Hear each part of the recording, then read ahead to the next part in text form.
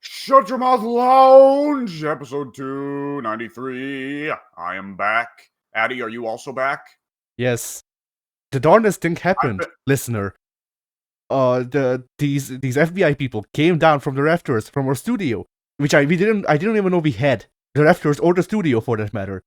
They came down from the rafters and then they just put W on the ground and then took a hold of Pink and then went back up. And I'm starting to doubt that they were actually FBI people because one of them looked like Sting. Well, I mean, the only clue we got though was when he picked up Sting and when he picked up Pink and ran him along the mantle. Yeah, and I then don't know though.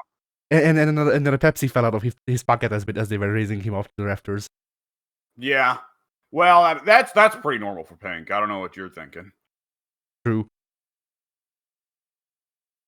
Pink is like Sonic the Hedgehog. Every time Pink takes damage, like all the Pepsi cans and bottles just fly out of his pockets. Yeah. And just like Sonic, Pink also scrambles to pick them all up before they disappear.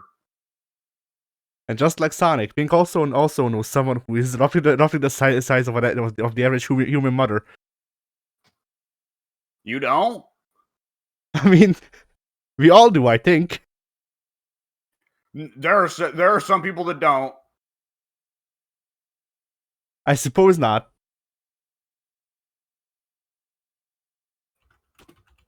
Oh boy.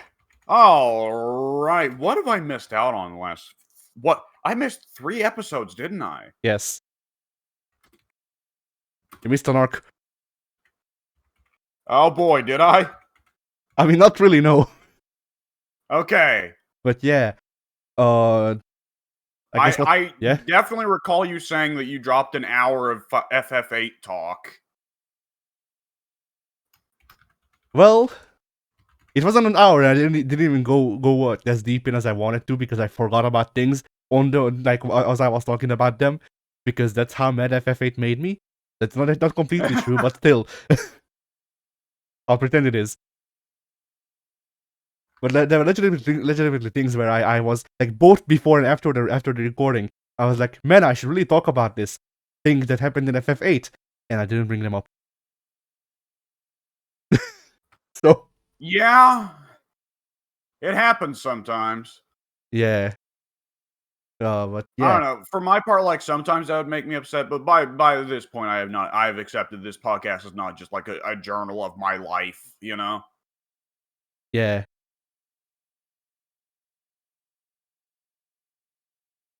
So yeah, I guess what's coming out on your channel? So, what is coming out on my channel? Well, you can expect current trends to keep. I was a little bit mad about Dead by. Oh, right. No, I haven't been here for the past 3 weeks. Right. So while I was sick, Mike returned. He got his mic fixed. Mike his mic. There we go. Mike, our good old buddy, fixed his microphone. So even though I was sick and dying, I was like, well, shit, I gotta get in there. So me and Mike recorded a lot of Dead by Daylight, and that's been coming up on the channel for quite a while. Pink's was there too. We also started up Raft, which I'm going to be honest, I completely forgot that Pink said he wanted to be there for that. So we did not wait for Pink to purchase a copy. We just started playing without him. And I forgot that up until Pink commented on the first YouTube video, without me? So, whoops. But nonetheless, yeah, Raft and Dead by Daylight can be expected to continue. Dead by Daylight, I will be playing it again. I haven't played it in like a week or two because, hey, has Pink told you about Wesker? No. So, Wesker is one of the newest killers. You know, Wesker from Resident Evil, obviously, as opposed to Wesker from down the lane, Wesker from The Office. Wesker's whole thing is similar to the nurse. He presses right click, he holds it, it charges up a dash. Now, unlike nurse, he can't go through walls. However, unlike nurse, he also isn't slowed. He's the normal killer speed. And his dash, which proceeds in a straight line in front of him like the hillbilly, if he hits you, he carries you with him, he does a gigantic pressure, right? I see. And either if there is no wall behind you when he reaches the end of his dash, then he just simply chucks you and you take 1 hit of damage. Or no, I think no matter what, you take 1 hit of damage. But he either which way, if he hits you with a dash, then he infects you with the Ouroboros. The Ouroboros grows in you. And if you do not kill it by going and finding a cure syringe, similar to Nemesis's T-virus, The W.S. Anderson makes a movie out of you. With his wife. And it's terrible. Your survivor gets bad reviews and he kills himself. I see. So if you let the Ouroboros grow, then Wesker gets 1 hit. Wesker gets 1 hit downs. Ah. Uh-huh. Now, if you do go and find the cure, though, and it's in a chest like it is for Nemesis, then taking the cure will get rid of the Ouroboros. However, like with Nemesis, if you pop a cure, Wesker can see you through walls. Ah. So, my reaction to this was, okay, so now tell me, why would I ever pick Nurse or Hillbilly if Wesker is right there? And while granted, he doesn't have the ability to go through walls like Nurse does, so granted, Nurse is still superior on indoor maps. Beyond that, why would I ever pick Nurse or Hillbilly ever again?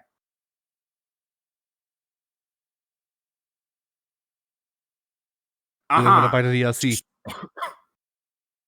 That's exactly what I was saying was, oh, so Wesker's going to get nerfed in 6 months once DLC sales go down, huh? Yeah. And they also introduced another killer called Skull Merchant. So Skull Merchant's thing is that she puts down little drones that will have little laser sights that spin around it. If you walk into the radius of the laser sights and you stay under the laser sights for too long, you get exposed, 1 hit downs. And also you get exposed where she can see you through walls. If you go up and break the drone, you have to complete a unique minigame that only the Skull Merchant has, where you have to do fucking Street Fighter inputs.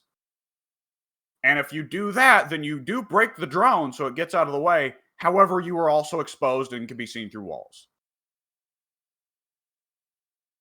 And she can place 5 of these. They cover a huge area. And she can recall them with a button press. Now, yet again, I ask, okay, if this character exists, why would I ever pick Trapper? Why would I ever fucking pick Trapper if this character exists? You don't want to pay the DLC fee. And here's another thing. See, Wesker, you know what Wesker looks like. Yeah. Skull Merchant is a sexy Korean chick wearing a tight cat suit. And she has a skull mask over her lower half of her face, but it's just like a ninja mask, right? It's a menpo. Skull. It's a menpo. Yeah, she has a menpo, and she has a claw with needles on it. And I noticed, and I was like, well, hang on, she's reminding me of an anime character. And my mind flashed back to Trickster, right? Because Trickster is blatantly Dio Brando. We just couldn't get the JoJo license, right? I don't know. Trickster strikes me as okay, I'm gonna expose myself. Fucking Trickster strikes me as we couldn't get the licenses to stop from Big Bang. TOP. Yeah, definitely mixed with K-pop, definitely. So Skull Merchant reminds me of, there's 8,000 characters I see advertised for Tokyo Ghoul, but one of them is a scary, sexy chick with a menpo, and Skull Merchant reminds me exactly of her. They just couldn't get the license. Yeah, see, I can't. This would be my spot to tell you what the character's name is. I've never seen Tokyo Ghoul. The only thing I know about Tokyo Ghoul is the main theme, because people love it because of the singer's voice. I hate the singer's voice. What I know of Tokyo Ghoul is that it's a dude walking out at night is like, hey, that's a hot chick, and then the hot chick bites his neck, and he's like, Ah, fire alarm! And he's like, beep, I see.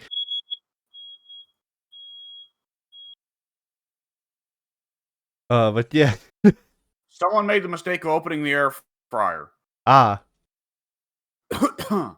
Somebody at some point cooked something in the air fryer that got burnt and stuck to the bottom, and now whenever you cook anything in the air fryer, it burns that shit at the bottom and causes the smoke alarms to go, fuck no. Ah. I hate it. So anyways, yeah, my understanding of Tokyo Ghoul is that it's a show where a dude is out late at night in Tokyo and is like, oh, hey, that's a hot chick, and then she bites him, and he's like, oh, no, I'm a ghoul now. And then there's ghoul politics. See, my understanding of Tokyo Ghoul is a guy is like, man, I fucking hate ghouls. And then he turns into ghouls and he goes, man, shit, fuck. And then that's the series. Oh, boy. Like that's all I know. That and once again the theme music, which, like, you know, I can see why people would like that song. At the same time, it's one of those things like the guy, I don't know music terms that well. The guy sings kind of in a falsetto, and it's grating for my ears the way he uses it, because he can go high, but it just it overall it doesn't sound good to me. But yeah. Yeah.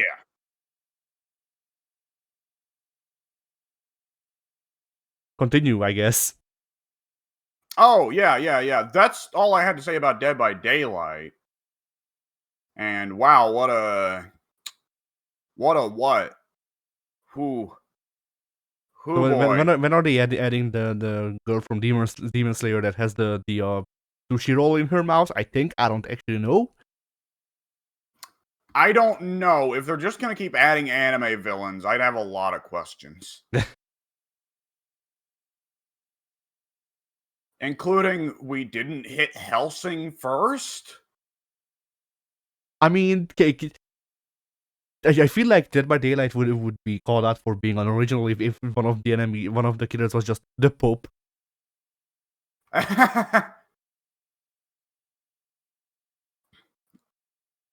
I mean, there have been several popes that have had people killed. Let's be real here. Yeah. It just be how it do. When are they adding Team Rocket? Anyways. With the killer? See that? I'd pop for that. That's like when we always suggested they should add the Scooby Gang as survivors, right? Yeah. Except that one actually kind of makes sense.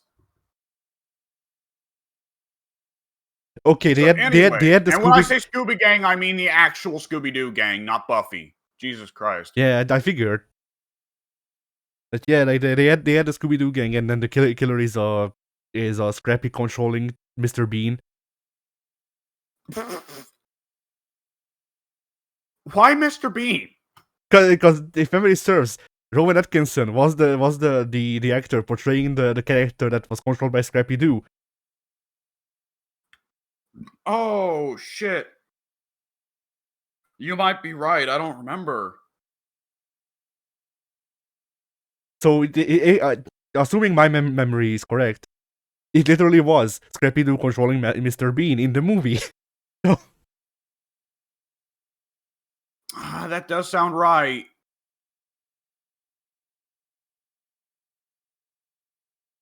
Oh boy, that's a trip. Yeah. Either which way. So yeah, I guess my channel then. She's getting worked on. Something came up. We'll talk about that later. So there's gonna be delaying video progress, but I've been writing a review of Street Fighter 6. Mainly because I have no fucking clue. Mainly because I have no fucking clue what to write about, and I know Street Fighter 6. Yeah. So that. Second channel stuff, once again, I had plans. I talked about the plans last week. Maybe they won't be happening anymore. We'll see. That's it. For the group channel, we have Katamari coming out on Monday. Then, Mortal Kombat 1. It's you and Mike while I was there. Oh yeah. Oh Yeah, I tried to get those out earlier since I'm trying to fill up every week now, just so we can yeah. just so we can make stuff that's coming out this year instead of next year. But yeah, then Dark Souls for the what you call it, the short. It's more Mortal Kombat 2, but it's the time. It's still the video that came out yesterday, I think. Yeah. Then on Friday, SVC Chaos, more of it. In fact, maybe the last one for SVC Chaos. Yeah. And finally, Mega Man Oh, in Street Fighter 6. I hate it. And that's the week. Well, no, actually, fighting games are. Yes. Fighting games are also They coming out most certainly sometime. will be. So yeah, that's the week. All right then. So then, Addy, what does your non-recording week look like? Well, I don't know where to start because I have two very dissimilar topics that are also both very long. Probably. Okay. I guess I'll start with this one. Last week, Pink and I talked about like getting a job and all that, and I was like, "Hey, I was supposed to sign up for university this year, but I missed the mark because I was supposed to sign up for this thing that they have before university to suck up to the committee, and I missed that because Oh, that was happening in the past 3 months. So I was supposed to sign up for it earlier, you know. yeah. So yeah. Anyway, I signed up for university. Oh, shit. Yeah, for filmmaking. I'm trying it again. It's Oh, yeah. very nice. So yeah, the reason that I'm doing this is my media teacher that I used to have in high school, he quit recently, and when they were sending him off, he called my mom over because my mom works at the high school. He called my mom over and was like, "Okay, read between the lines, but if I, as in Eddie, goes to this to like this place and learns this thing and that thing, then he really needs to he really needs to work in media. It'll work out." Now, if he didn't say read between the lines, you wouldn't read shit into it. With the stuff that he said, it made it kind of sound like he's trying to set up a spot for me. And he went from being my media teacher to working on he's basically some big head in broadcasts in the county. So Oh, yeah. very nice. So if he's like, hey, I can potentially lend you a job, then that might actually work out. Yeah, very nice. That's good to hear. So yeah, but this means that I have to make a movie. I have to shoot a movie this week. Oh, I have to write it. I have to direct it. I have to do the sound engineering. I have to do the what you call it, the lightning. Yes, the electricity. No, I chose the a good lighting. time to be addicted to another game, huh? Yeah. Like I don't even have actors per se, because of course, I mean, where the fuck would I get actors in general? But especially right now. But yeah. Yeah, right.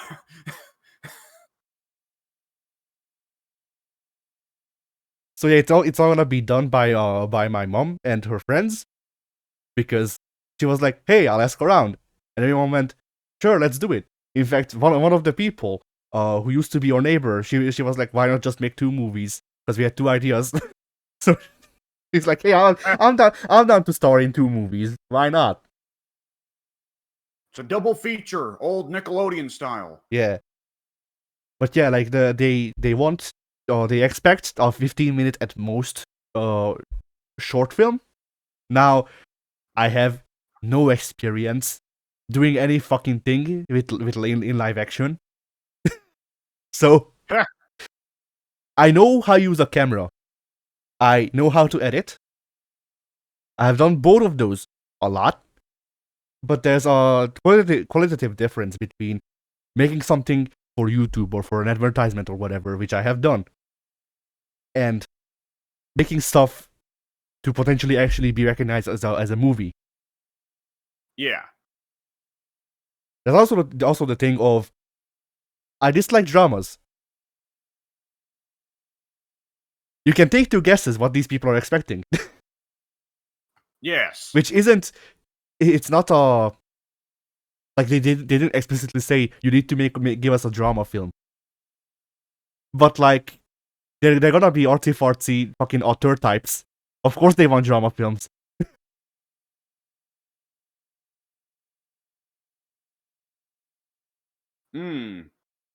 So I am making a drama, and my understanding of drama is complain about your problems as colored or minority otherwise, so that old white men can look at it and go, man, that fucking sucks. And then they go back to fucking like they getting their tears up with their dollars. Soaking up their tears with their dollars. I can't speak for Hungary, but that is generally how it is in the States. Like that's my understanding of drama as a genre in movies. So which is I guess part of the reason why I don't like dramas, because while the idea of going into the reasons that characters feel the way they do and whatever, all that stuff does sound interesting, but that's also not exclusive to dramas. You can do that stuff in other genres too. Yeah. But yeah, so since they expect a drama, I'm gonna be making a drama. I don't like. This is the thing that I do where I don't really watch the source. I don't know what other people do. But that might just feel fresh because I don't know what other people do, but I'll just do the same things that they do but different. Because I know what it's supposed to be. I just don't know how other people reach that. Yeah. But yeah, so it's gonna be about the gypsy plight, more or less. It's gonna be both of the movies. Like the ideas where, well, I had two actual movie ideas, then that formed into three because one of them became infeasible because of scheduling, and yeah, I'll get into that a bit later. But yeah, I had two ideas. One of them was this drama film that I'm gonna be actually making, and then the other one was let's make an adaptation of The King in Yellow. Fuck it. That's a little bit more ambitious. Like it wouldn't have been a one-to-one actual like direct adaptation of The King in Yellow, but it would have taken The King in Yellow as a basis and then just build its own, mythos around it.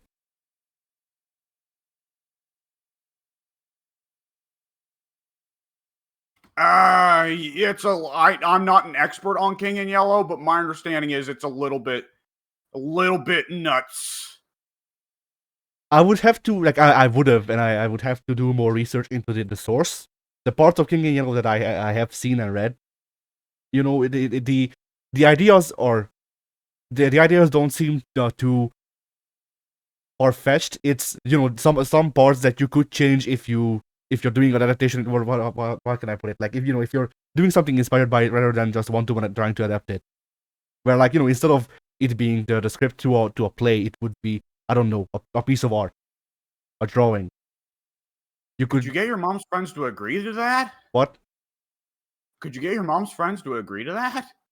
Oh no! This was before we figured, because it was a thing of like, if we do that, then it would have been a small what you call it, like a small cast of like whoever's in the house, more or less, just shoot something real quick because it would be easier to do. Yeah. So that was that plan. Then the other plan was to show just basically make a movie about racism. Where it's like, there would have been two people or two it would have been two main lines. Both of the characters are gypsies. One of them is a stereotypical gypsy, more or less. The other one is trying to raise above the stereotypes, or rise above the stereotypes. And then it's just, it would have tried to showcase what the people who had stereotypical how they damage the reputation of gypsies and what that does to everyone else who is also a gypsy. How people can try to fight against the stereotypes and how that can actually lead to growth in people, stuff like that. That's a very interesting idea. However, it's one you'd have to be very careful with. Yeah. So that was the one that was shelved because the person who was supposed to act as the stereotypical gypsy didn't respond in time, and we don't have time to wait. Like it wasn't like they weren't unreasonably late in responding, but like I have to make this movie. Like the thing that where I'm supposed to be submitting it is in like 2 weeks. It's on the 22nd. So Oh, I literally don't have time to wait. there is no time. So yeah, then after that, that got shelved, and now we're gonna be doing a story about. Now basically, we're taking the second line where it's just the gypsy character trying to rise above the stereotypes and how they're them being raised in the context that they were, how and why that was bad, how they tried to do that, and like because that I don't think that would actually run for like 10 to 15 minutes, which 10 is the goal. Also, to add in more conflict, I was like, okay, they don't feel at home being in the context of white people or being in the context of gypsies because they're too white to be gypsy, but they're too gypsy to be accepted among the whites. Whatever, fuck it. Yeah.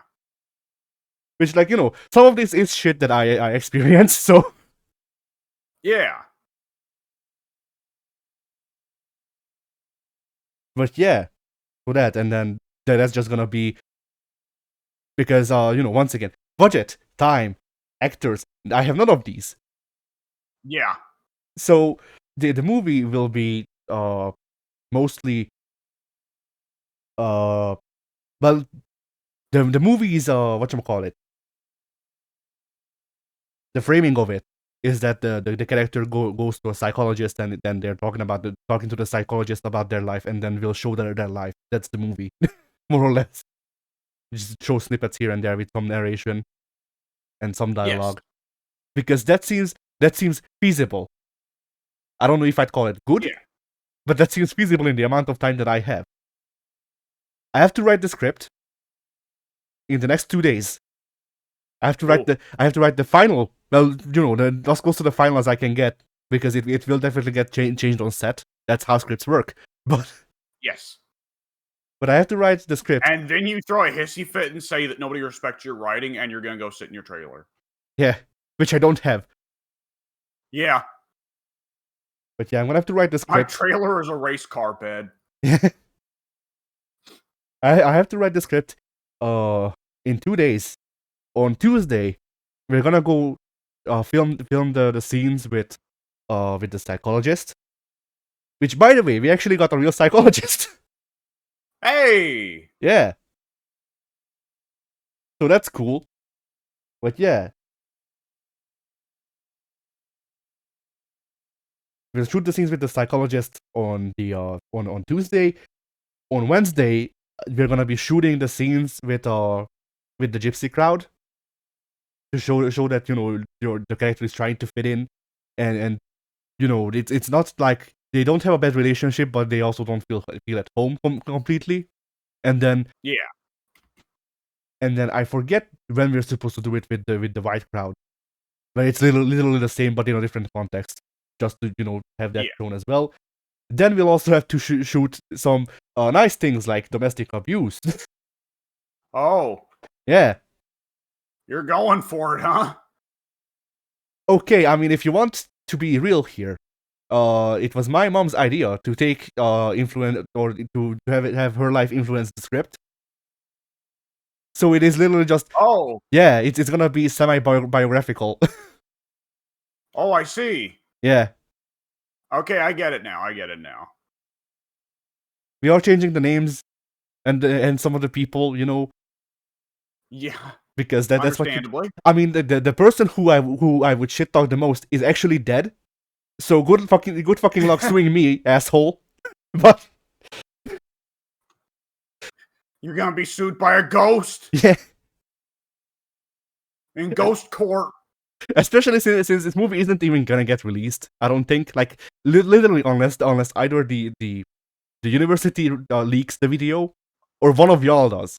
Because if it actually ends up good, I will translate the script. Well, I will translate what's being said rather than the script, but I will translate the movie and put subtitles in, or into YouTube or whatever, and then just send it to y'all. But I don't plan this to actually ever see public consumption, because you Yeah, know you save that it's, for the documentary. yeah. Wow, you can see his autistic origins here. Not autistic. Yeah.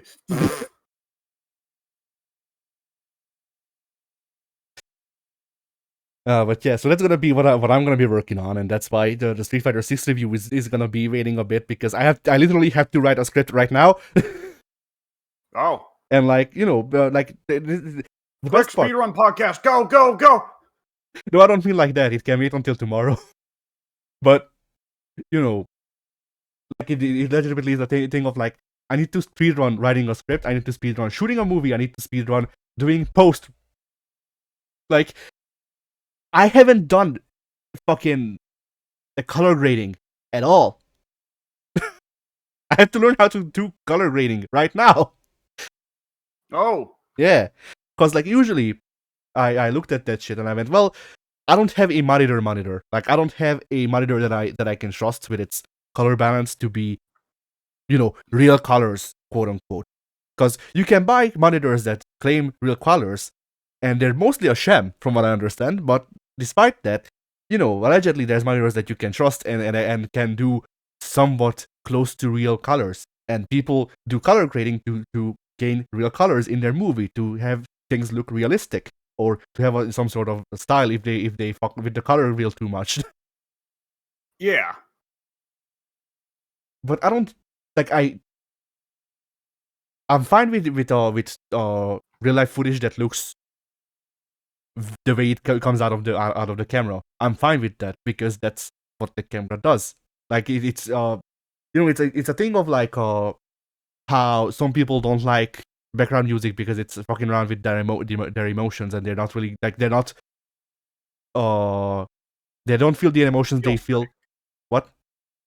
It feels fake, like it's trying to force something. Yes.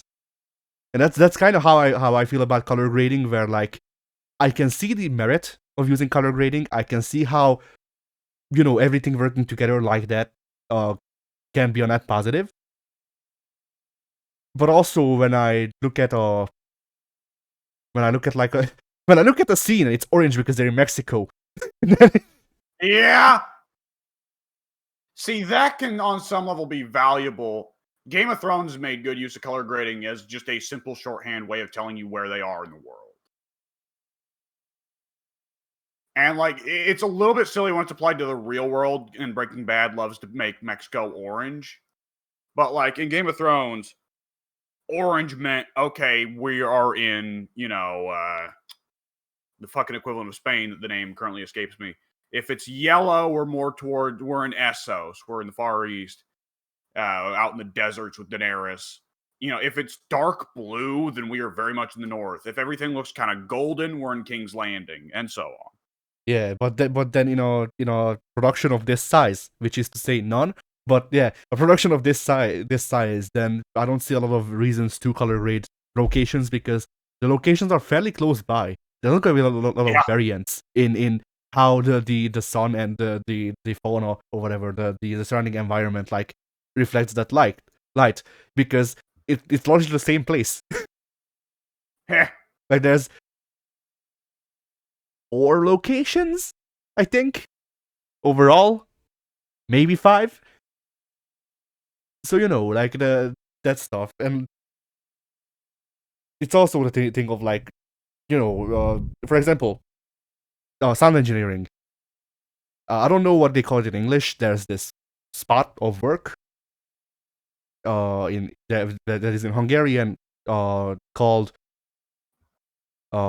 sounder, where the job is. Uh, Yeah, I know what sounding is. Before you yeah, I was start. about to say, I can't speak for whether or not the word sounder has ever been used to mean that in in English terms for production, but I know what sounding is. But yeah, there's That this much I guy. am aware of. There's this guy, or just person, I guess. Whatever, fuck it. Yeah, there's this person whose job is to hold a rod with a microphone on it. Oh, that's the boom mic. Yeah, the boom mic. I don't know where the fuck I'll get a boom mic. Because like, my budget is like my budget, I can tell you, is zero. Everything you see in this production is just whatever the fuck either I or the actors have on hand. Yeah, boom mic is definitely going a bit over the top. I will say I had to put together a movie in high school as part of film literacy class. We just used the mic on the camera. See, I can't do that because my I mean, it's funny to say this because it's not true, but I want to say it because it's funny. But my pride won't allow me. Now the real reason is that I want to, since I'm the cinematography guy, or since I was the cinematography guy in high school, I want to do actual cinematic shots, and cinematic shots are not quite feasible with the camera mic. I mean, it depends on what audio you want to play. Do you want to actually get like what's going on in that scene in audio or not? But that's the thing, like I want cinematic shots out of the establishing scene of getting the framing device going up, and Yeah. in that you kind of need to hear what the both of the characters are saying because that's how you'll know what the fuck is going on. Yeah. So like, Well, you can also you can make sure to not film their lips moving and just go in and record it in post. ADR is I don't like ADR. It can be good. I will use ADR in the movie. Well, technically not really. It's narration, which is technically ADR, but not really.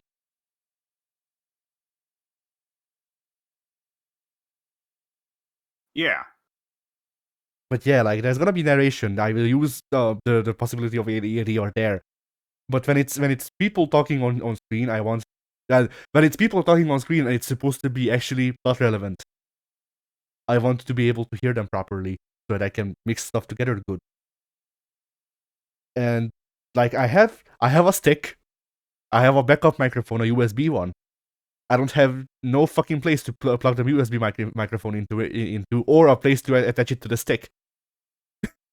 So yeah, like these are the problems that I have. So I'm gonna have to figure out a way to attach it to the stick, and then I might just have one of the actors who's not in the scene hold the microphone, because Here, fucker. Yeah, because like I can do it. I can do the the sound engineering on set when the camera is not moving when we have a still shot. That's fine. What do I do when I have to do the sound engineering while also moving the camera? Yeah. It's these things that I have to consider because like sound engineering, like I have some experience with it. Not movie sound engineering, but sound engineering nonetheless. I have mixed audio a lot. I have synced audio a lot throughout the years. So Yes. I can work with that shit. That's fine. I can do lighting. I haven't done it a lot, but I have an eye for it. For as I can tell. I can do lighting all right. Cool. I can be the cameraman. I know how to do that. I have proved that I know how to do that. I'm gonna have to build a fucking rig, I just realized. Whatever. Yeah. Because you see the establishing shot that I want is an actual proper like cinematic shot where you pull the camera on the dolly. Now you'll notice one glaring problem with this. Dolly.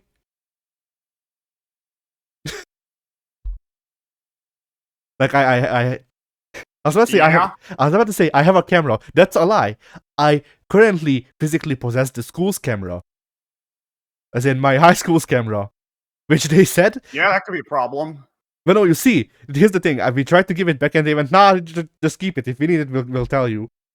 So that's why I'm currently in possession of my high school's camera. They gave me free use of it. Okay, then. That's generous of them. Yeah. Like legitimately, there was a point where they had some problem with like media stuff. They want no, they hired a person to do their media things after I left the school, and I was like, okay, do you need the camera back then? Because you know, I'm not literally not doing anything with it. It's just here. And they went, no, it's good. You keep the camera. We'll tell you if we need it, but we probably won't. And then, All right, then. yeah, I left that school in 2019, mind you.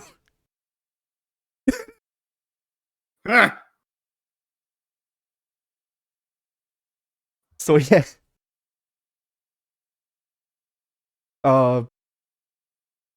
Yeah, I have the school's camera.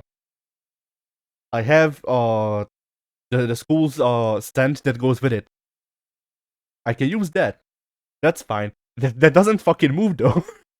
So I'm gonna have to figure out. I'm gonna have to figure out a way to make a dolly of some sorts. Just grab a plank of wood and put wheels on it so it it goes or something like that, and hope it works. See, that's the job I'd give to my dad. See, that's the job that I have to do because I am the only person that I know who won't ask money for it, for one, and for and for two, I'm also the most capable who won't ask money for it. Because like I could ask my dad. The way that was phrased out and timed made it sound like your dad's fucking charging you for cash for bullshit. No, my dad can't fucking do shit. That's the problem. Like if I ask my dad, he'd just go okay and then not do it, and then when I start doing it, he'd come in and then force to help, and he'd fuck it up, which is what he always does. Okay, then. I will not press further on this. I grew up in this. I am aware of how things go. And it's not even a thing that like I had a bad experience when I was little and whatever. No, he did this this past month, I think. I don't know when the fuck did we put down the what should we call it, the new flooring, like a month ago. Yeah, so he did this a month ago last. All right, then. But yeah, yeah, there's gonna be a lot of shit. I don't know exactly what like this movie is definitely gonna be. The movie's gonna be about. I mean, maybe. I don't know. I mean, the best part will be trying to do justice with the like. Okay, for example the domestic stuff. Obviously, like okay, well not obviously, but like I have maybe 8 actors. So All things considered, that's a lot. yeah, I mean honestly, this is a lot more than I expected. But then like most of my mom's friends, very immediately like, all right, yeah, sure. So that's cool. I appreciate it. Yeah. But it's still a thing of like, well, I can't really quite do the amount of stuff that some of these things would require me to do them quote unquote properly. Like for example, I don't have enough actors to be able to do the domestic stuff, for example, properly, because there's not enough actors to actually portray. Like there's not enough actors to portray those characters as well while not doubling up on actors. So, for example, with that stuff, it's just gonna have to be silhouettes in front of a green screen. And I already have an idea of how to make this work because The reason we need to even show that stuff, it was just gonna get mentioned, but how we lead into from the title sequence is we go back in time through photos to the character's childhood, and then she starts talking about that stuff, and there was gonna be movement anyway, during the pictures, but not that much. It would have just been like some sort of shimmer or whatever, like just some movement, so it's not literally just a still of a picture. Yeah. And it's still gonna be that, but over that, since we don't have the budget or the locations or anything to actually do all of those scenes that would be required of this, if one were to do it with an actual budget, it's gonna be shot with green screen with the actors that we have doing the secondary roles, and then it's gonna be made into silhouettes that just dance over the pictures. And then there's gonna be audio. Just gonna be Yeah. because I have no fucking clue how the hell I'm supposed to do it with the stuff that I have. Yeah. And on one hand, I feel like that will be an interesting visual. On the other hand, a lot of my inspirations visually are animation, and I don't expect the artsy author types to appreciate animation. Like I Maybe Fritz the Cat. Yeah. I said maybe Fritz the Cat. Fritz the Cat was a notoriously horny adult animation from the 70s. Who was the guy that did... oh, son of a bitch. It was the first one by... Who's the guy that's usually thought of as the one who opened up adult animation? I don't fucking know. Usually, I don't mean like adult animation as in porn. I mean like I cartoons for adults. I figured you didn't mean that. I mean, the guy that I remember hearing that about is the guy who made Ren and Stimpy, but I feel like that's not that doesn't sound good. It doesn't sound right, rather to me. I want to say he was somewhat involved in Ren and Stimpy, but supposedly it was mostly John Crick-Falusi.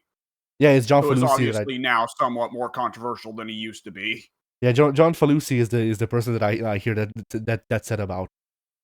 But once again, like it never struck me as correct. It's son of a bitch. I'm just gonna have to look it up. Hang on, I'm gonna bring it up.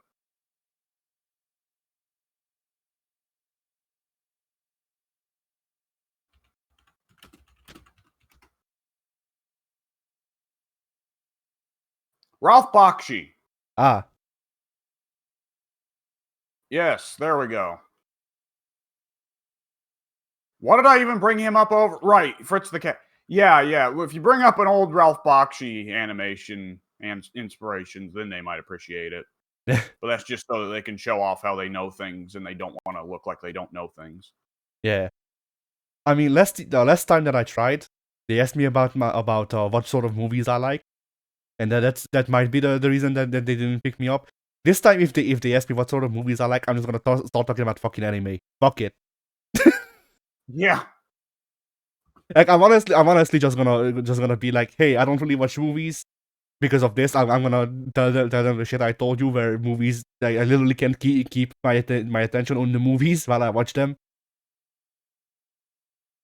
And then be like, but anime that shows tend to be shorter, so they're fine. And then I just fucking talk about Sengoku Basara or something. I don't know.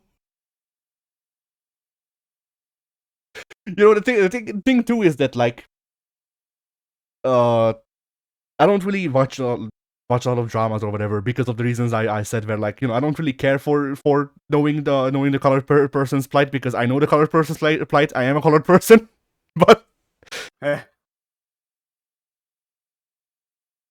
But there are sometimes interesting things that it slips into other media. So like technically, if they really want to talk about fucking drama shit, I can bring up Beastars, and the idea, because Beastars actually legitimately tackles some interesting societal ideas, like why do some women feel like they're only in power when they have control over sex?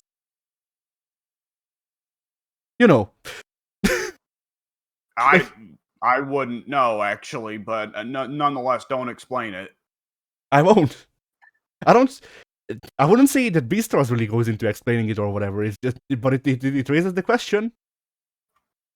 Well, no, it kind of tries if memory serves. But the problem with Beastars, which is a problem that a lot of people have with Beastars, is that like there's some interesting thoughts here, for me, but there's also some interesting like character relationships and whatever in the series overall. And then the more like the longer the story goes on, the more we forget about the interesting parts, and the more it's just battle shonen. And That sounds like it happens to a lot of anime. yeah, and like I didn't mind the parts of Beastars becoming some parts of Beastars becoming more like battle shonen because I like battle shonen, but at the same time they set up a storyline in season 1 for one of the protagonists. In season 2, there's like 3 episodes that second protagonist is in, and then in season 3 apparently they just don't fucking show up. A protagonist, one of the main like one of the 2 main characters of the series doesn't fucking show up. They get name dropped. The writer got bored of them.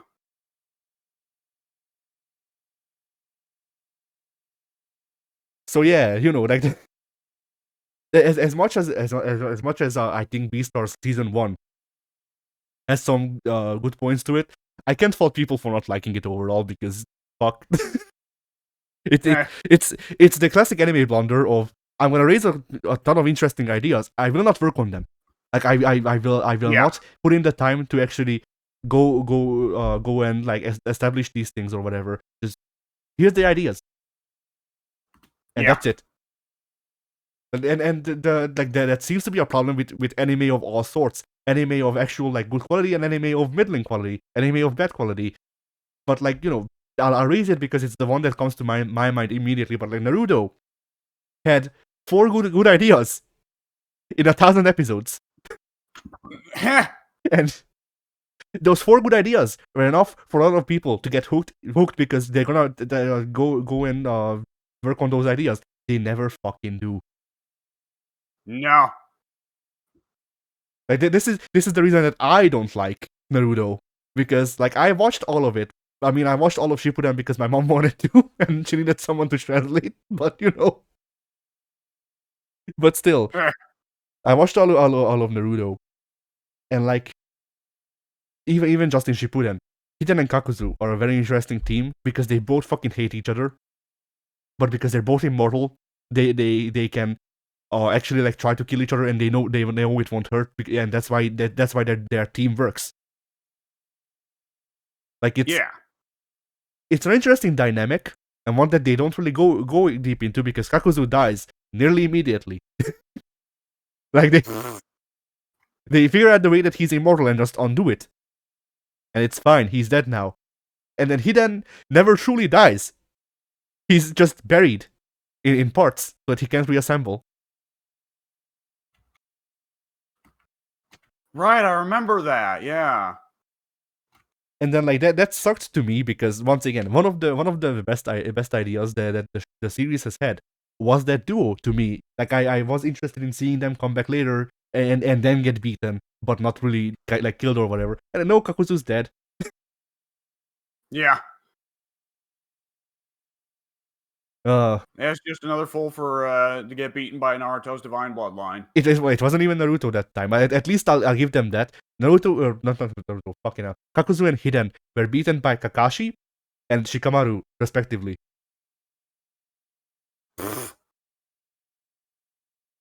Which like Kakashi needed Kakashi needed all of Asuma's team and also Naruto to help beat Kakuzu, and then Hiden was just Shikamaru.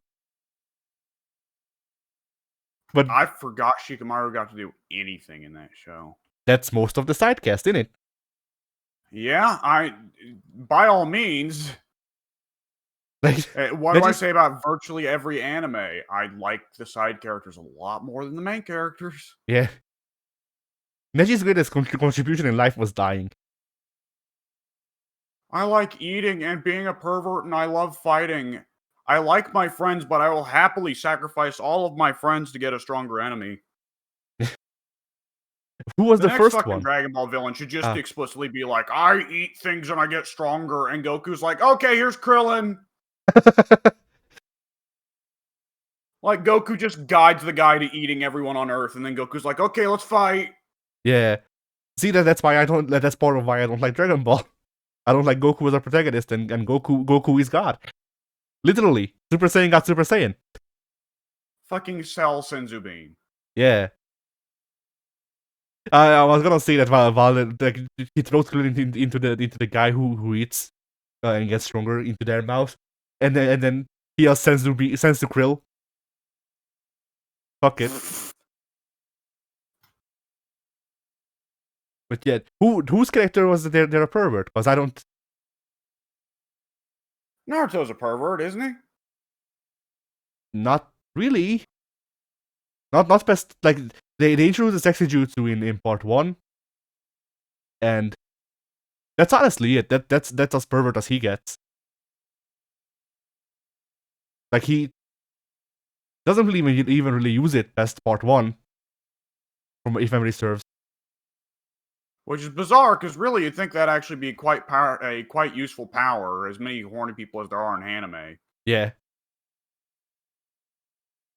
But like Naruto, like honestly, I say this every time, but one of Naruto's downfalls of the series was Kishimoto. I think that's the name of the guy who made Naruto. Kishimoto really loves Dragon Ball, and he really wants to be Toriyama. Well, Toriyama has made more money than God, hasn't he?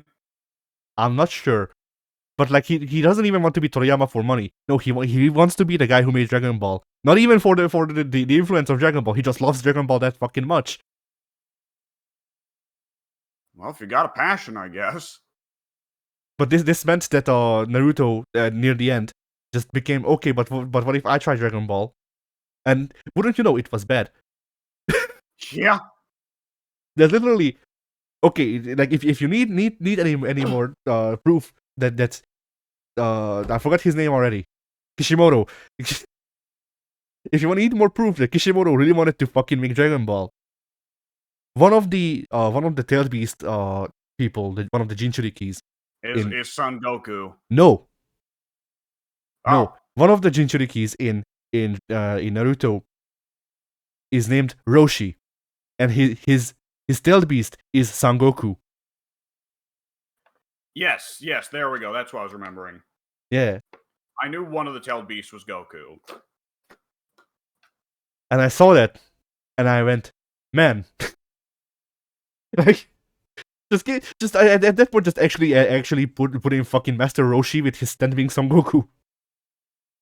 And we finally got a Dragon Ball Naruto crossover in fucking Jump Force. Yeah, the best game. Yeah. But yeah, like the problem with me as a joke saying that I just talk about anime is I don't even really watch anime all that much, because like if I hear about something being good and it actually seems to have a good premise, then I'll give it a look.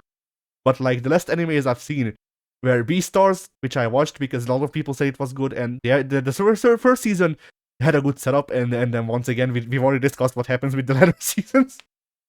And Yeah. then Digimon Ghost game, which I liked because which I liked out of nostalgia, not even for Digimon, but for ghost stories.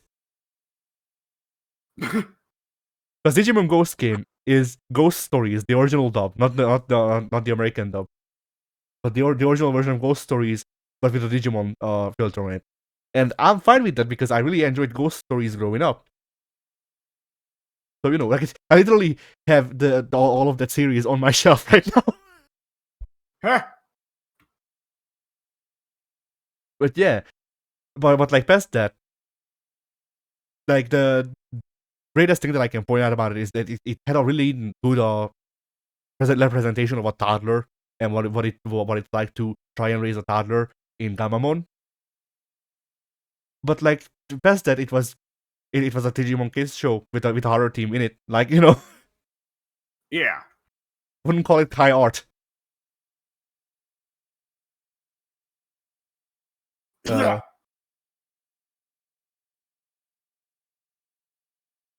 But yeah, so yeah, I've been working on the movie stuff because movie needs to be done, and I will probably not get accepted. And then next year I'm gonna sign up for illustration university or whatever, like artist university. And once don't get accepted for that, I'll just take over fucking Germany. Yeah, that's also a pretty solid option. Like, because like the chances of me actually getting accepted into like visual arts school is slim because I don't know how to draw backgrounds, and that's kind of an important skill to have. I don't know. I think you definitely like if they're considering you a beginner, you've got pretty fucking good skills for a so-called beginner. Which you know me, I'd laugh at the idea of calling you a beginner because in my mind I'm beginner and I'm baby doodles, but nonetheless, Yeah, I mean kind of baby doodles. I mean, I guess it depends because like for beginner, uh, technically for this for the movie stuff, I'm a beginner. In the sense that they're considering me a beginner as I'm signing up. Regardless, one of the notes that they have, because they have a thing of like, all right, so this is what we need for you to submit. This is what you can put in your portfolio, and we'll look at it. In the portfolio section, they point out TV work. You don't have that, but you do have government work. Technically, yes, but still, like aside from the one government job that I did, how the fuck are you supposed to get TV work as a beginner? Like, Through throwing it on your resume, brother. There's a there's an episode of The Simpsons where Marge decides to try out at the power plant so she can go to work with Homer, right? yeah, And she's worried about it though, because she's never had a job. Like, well, she's not had a job really since she married Homer. So she goes to Lisa and she's talking to Lisa about it. And Lisa's like, oh, well, Mom, nowadays, nobody actually tells the truth on their resume. They just fabricate a little bit. Don't worry, I got it, Mom. And Marge goes in, she gets accepted with the resume that Lisa wrote up for her. And Smithers takes Marge to this big computer console that she's been hired to be put in charge of. And Marge goes, oh, well, Mr. Smithers, I don't know if I am qualified for this level of work. And then Smithers goes, oh, Marge, don't be humble. Your resume says you invented this. nice. Yeah. But yeah, like the problem here is that if I did TV work, which I have not, then I'm supposed to submit it. And the difference between here and there too is that over there you have PBS or whatever. Like you have the public broadcast system that allows people to be like, I pay for this time slot. I want to do this like live show on the local network, and then you just do it. Yeah. As far as I understand. Over here, I don't know the intricacies of PBS at all, but I'll assume that's correct. I follow Winnie Winesauce, who worked at PBS. Technically. Oh well, he might know. Yeah, there's a possibility. He didn't work directly at PBS, but he did work on public service television. So, he didn't directly work with the PBS company. He worked for a company that did stuff on PBS, from what I understand. All right. So yeah, and the way he's talked about it, implies to me that it's literally just you pay for the time slot as long as it's not like breaking their TOS, then you can do it. That does make sense because that PBS has had very politically diverse content in its history. And then yeah, like over here we have a similar thing, but it's only for advertisements and only for stills. And I'm pretty sure that channel doesn't even run anymore. So that's out of the question. There is the local network that I was supposed to work at, but that's an actual fucking like TV channel. I was supposed to like audition for it, and my mom recently told me I actually would have been hired had she taken me. So, Oh, yeah. So that's two media jobs that I've lost because my mom they didn't want me to go. Because whoops. because it was that, and I also was supposed to go around with the water polo team and record their matches and edit them. But that was also a thing of like I need a chaperone, and she didn't trust any of the people on the water polo team to work as a chaperone. Hmm. Which like I told this Pink last week, but like I could blame my mom for this.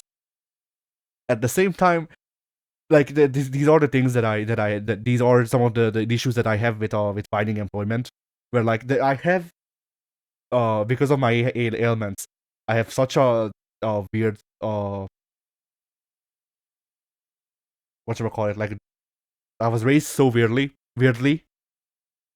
that like I need a chaperone at age 23 because otherwise I'll get lost on the street like. Yeah. And that's these are things that you need to consider when you try to apply anywhere, because like I don't expect any ex random ass company to just be like, hey, that's cool, we can work with that. Yeah. So that's why I don't generally apply for a lot of jobs, because it's either front facing jobs, which we know,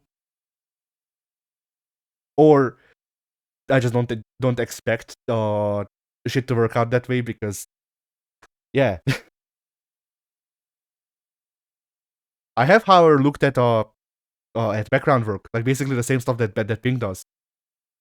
No one's hiring. No one.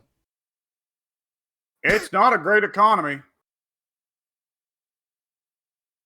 Like, I knew that shit's fucked when I looked up McDonald's, and McDonald's is not hiring. McDonald's. Yeah. Yeah. You didn't have. Did you have the Great Resignation over there?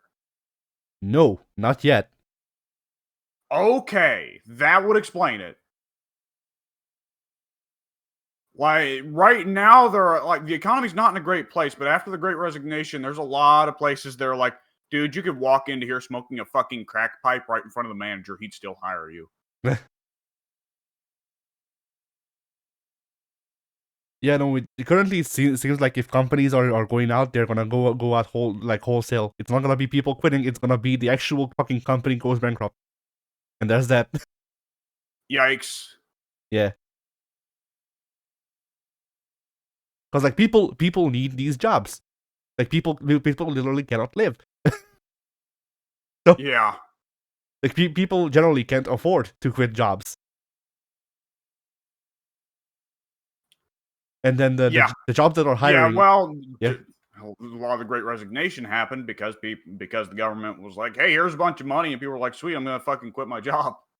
See, that's over here. That's not a thing because we didn't get a stimulus at all. Yeah.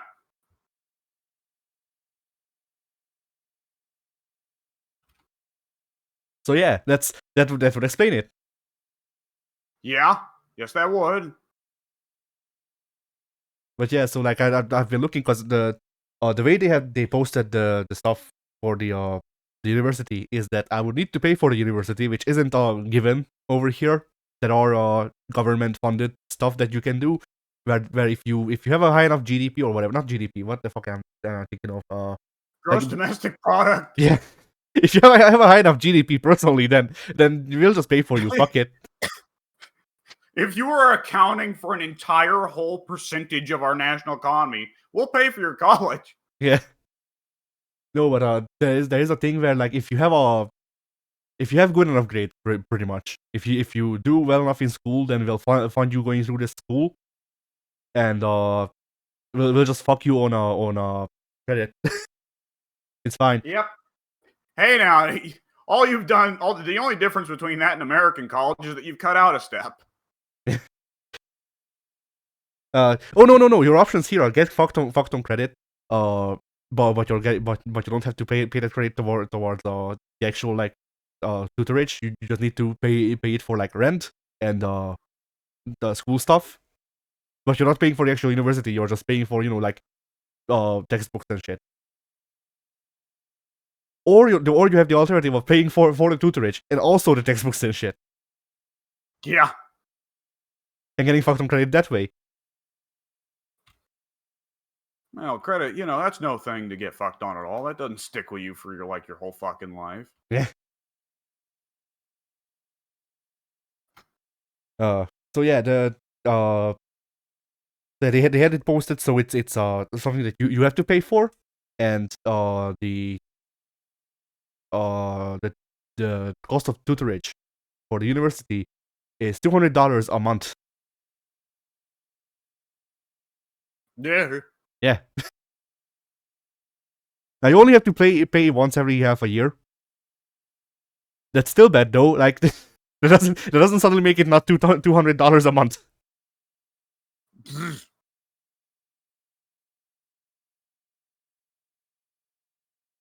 So like I need to find a job, preferably now.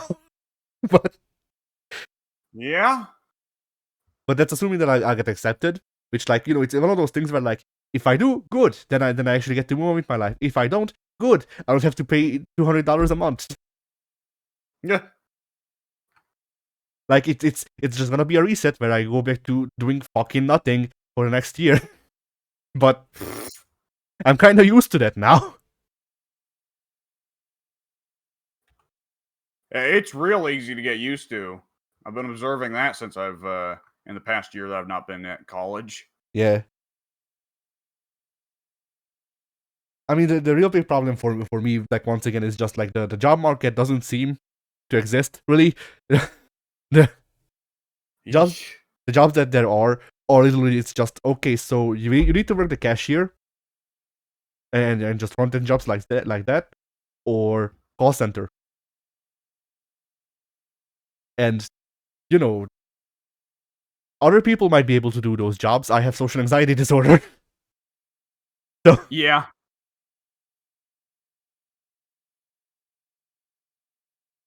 like it's technically I could force myself to do those jobs, and I might have to if literally nothing else comes up. But like, I would rather not have a panic attack. Understandably. Yeah, Mike reached the same conclusion at some point in his life, and he figured out he liked janitor work, but just janitor work hasn't popped up for him lately. Which, Yeah, I mean, I'll be honest. There's something satisfying about cleaning things. Not for me, but then I also don't like it. We did the You poo don't test. have that variety of autism. Yeah, we did the poo test. I didn't have enough points in Rabbit. Yeah.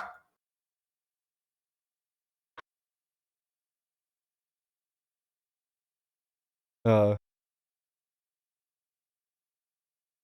yeah, what was I gonna say? Shit. Jesus Christ. What? I'm playing Conan right now. A cat just meowed in Conan, and I thought that was your cat going nuts. I don't even know where she is. She is in the house. I saw her before we started recording. I just don't know if she's in the room or not.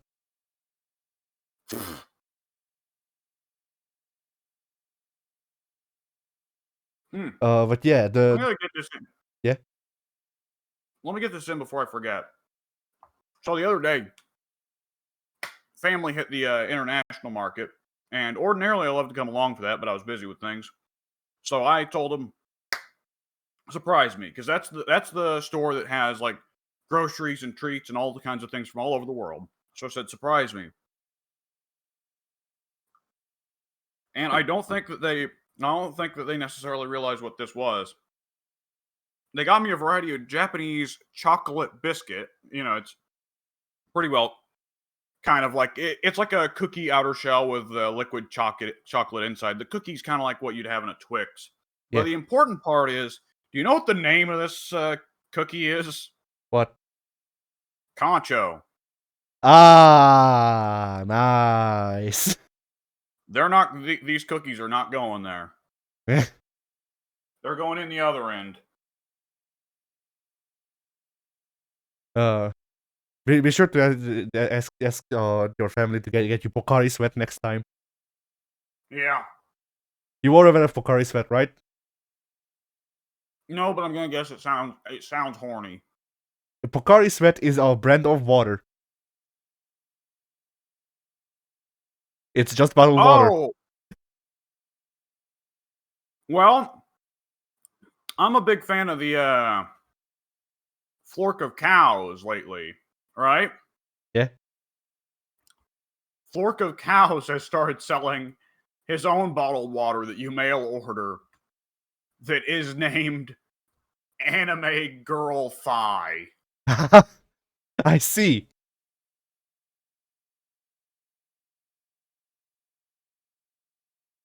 These people need help, man.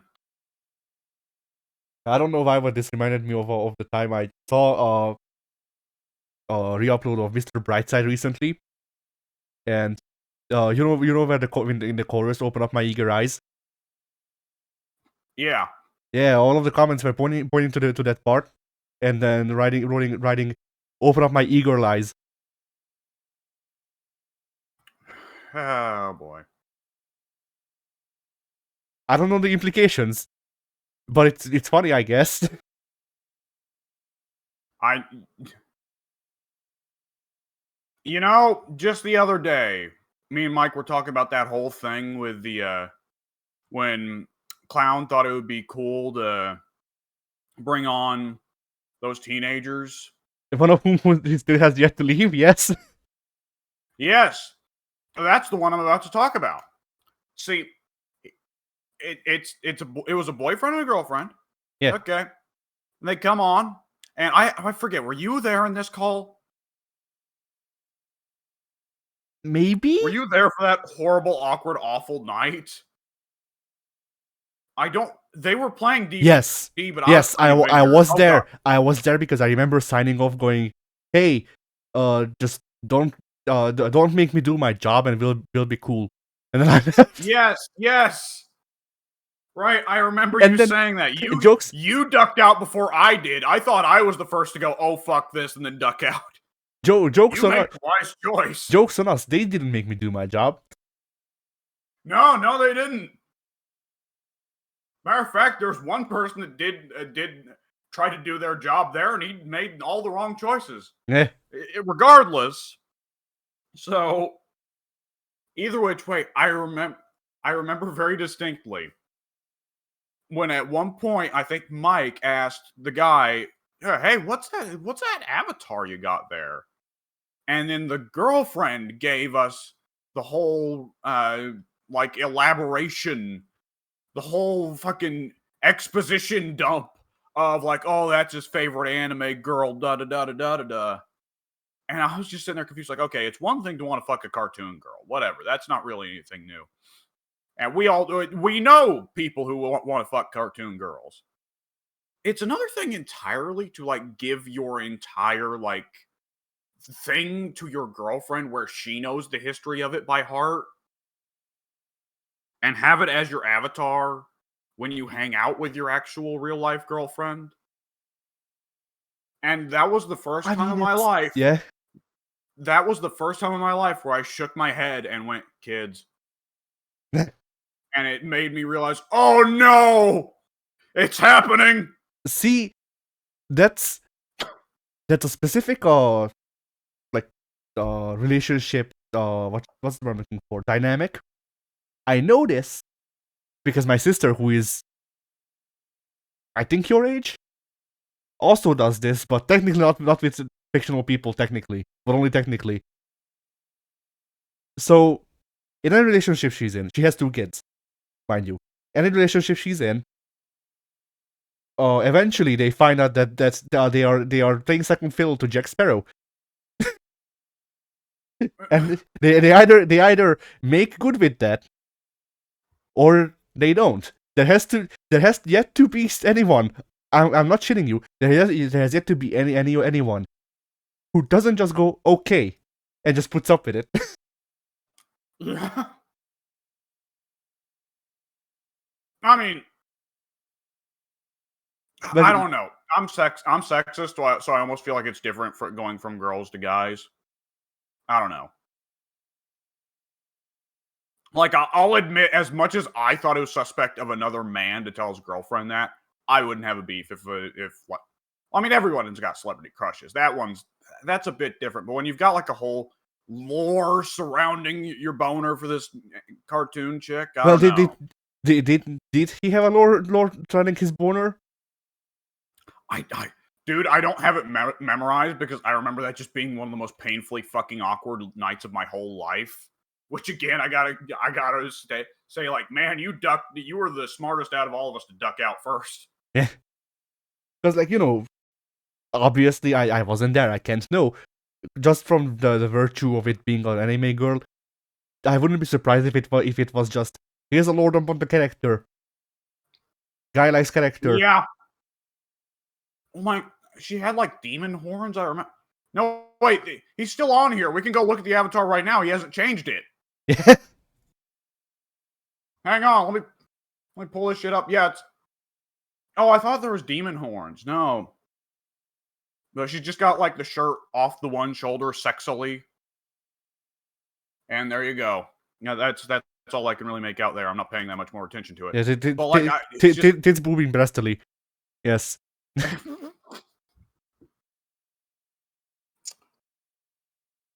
Like, okay, her heaving breasts was always a bad writing line.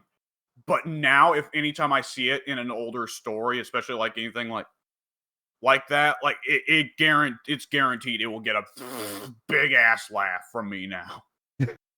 I don't know why, but whenever I see an overly horny, like girl or woman design, I just always have to, like, depending on the animation, but it usually fits to just say that their breasts or their tits are booming breastily, because yeah, that is how it would be described in fanfiction. You know it. Yeah. Or boobing breastily. Yeah. But that's what I said. Their tits are booming breastily. Oh, I thought you said breasting boobily. Either one works, honestly. Their tits are titting mammorily. That's so much worse. Their honkers are bazonking.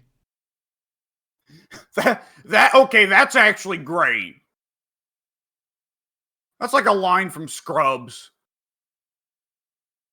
Not to just sit here and quote TV shows all day, but there's a bit in Scrubs. One of the doctors in Scrubs is a really fucking horny douchebag. I've seen Scrubs. Oh, okay. So I'm making reference to the line. Do you remember the bit? Well, you have to keep Todd, in mind. You have to keep in mind that I saw Scrubs dubbed. So. Hey, Todd. Breasts can either be healthy or not healthy. Not rockin' double D's. I don't know. That one just it popped me. It's just so fucking stupid. The idea of a doctor doing a breast checkup and his diagnosis on the paper is rockin' double D's. Yeah. Although you know what, I feel like because of the implied sexism with just breasting boobily, we need to figure out a way for men, about equivalent for men to breasting boobily. Oh boy, well, sweatpants. There you go, sweatpants. No, I mean a description, but. Like, no, I don't. I'm not saying. I'm saying you carry on the description from a man wearing sweatpants. That's where you go. I mean, I feel like for the joke, the description like that, they would need to be bulging some way. But what's the in the sweatpants? No, but that's technically just on a regular description. What other like thing do you put on top of that to make it absurd words? I mean the internet bulge cocked dickily. Yes. There we go. By the way, I'm playing Conan again, and I'm playing with full nudity turned on because it's Conan. Yeah, Conan truly is bulging cock dickily. Oh god, yes, there is so much cock and fucking balls in this game. and I just performed a horrible blood sacrifice upon an altar. And when you do that, when you have nudity turned on, it will always take off the NPC's clothes that you're sacrificing. So as we were talking about that, I was looking at an NPC dude's cock and balls as I slit his throat to take his sacrificial blood. Ah, His blood will be used for many rituals. so yeah. Excuse me. Then into less serious topics, I guess. then Yeah. they're literally my livelihood. Final Fantasy 12. I fucking hate it. It sucks. Oh. All right. Is that not the one where you just kind of meander around the world, finding things and killing them, and then that's really it? Final Fantasy 12 was made after 11, which was their first MMO. It shows. Yeah, that's the one I was thinking of. The one that looked very MMO-y. Yes, Well, I realized I gave it a very imprecise description. Is FF12 not the one with Boob Rabbit? yes, Okay, that's what I thought. yes. I gave everyone because you were forced to double job everyone. So I gave all of the useful jobs to or all of the jobs that I saw as useful to the main three that I used, which was Vaughn, Penelo, and Bosch. And I just kind of went, okay, whatever the fuck, to the rest of them. But yeah, the jobs that I gave to Boob Rabbit ended up being Hunter, which is what she came with more or less, and Ninja, which makes too much sense. That is what they would have given her canon. Yes.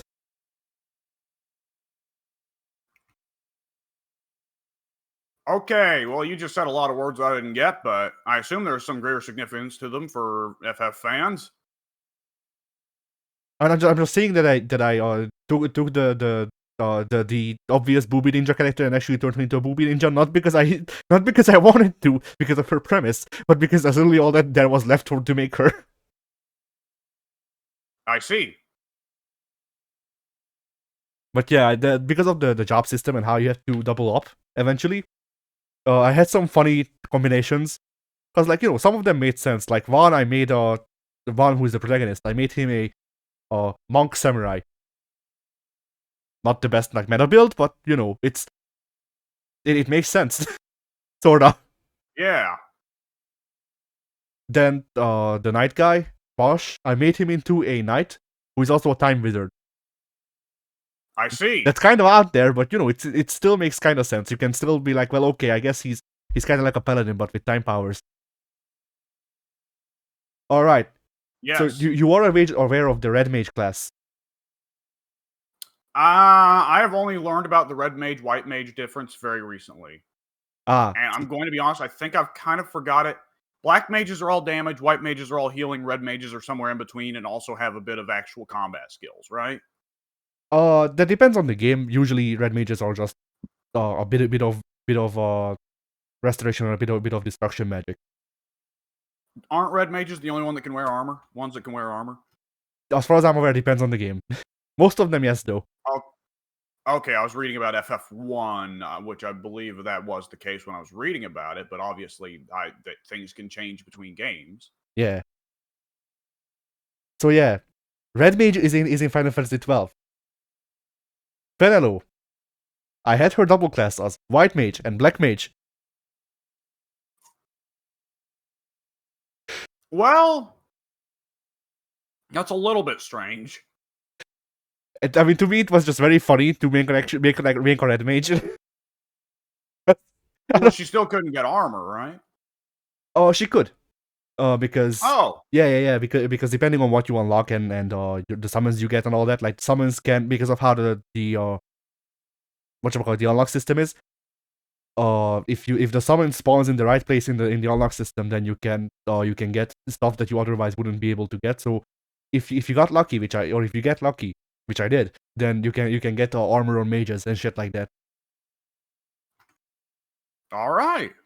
But yeah, I didn't like the red mage class in Final Fantasy 12 because they made it red battle mage, and that meant that they couldn't really do much. Contrary to what that might lead you to believe, instead of being able to do a little bit of everything, they did nothing. Yeah. So I made Jack of no trades, master of none. yeah.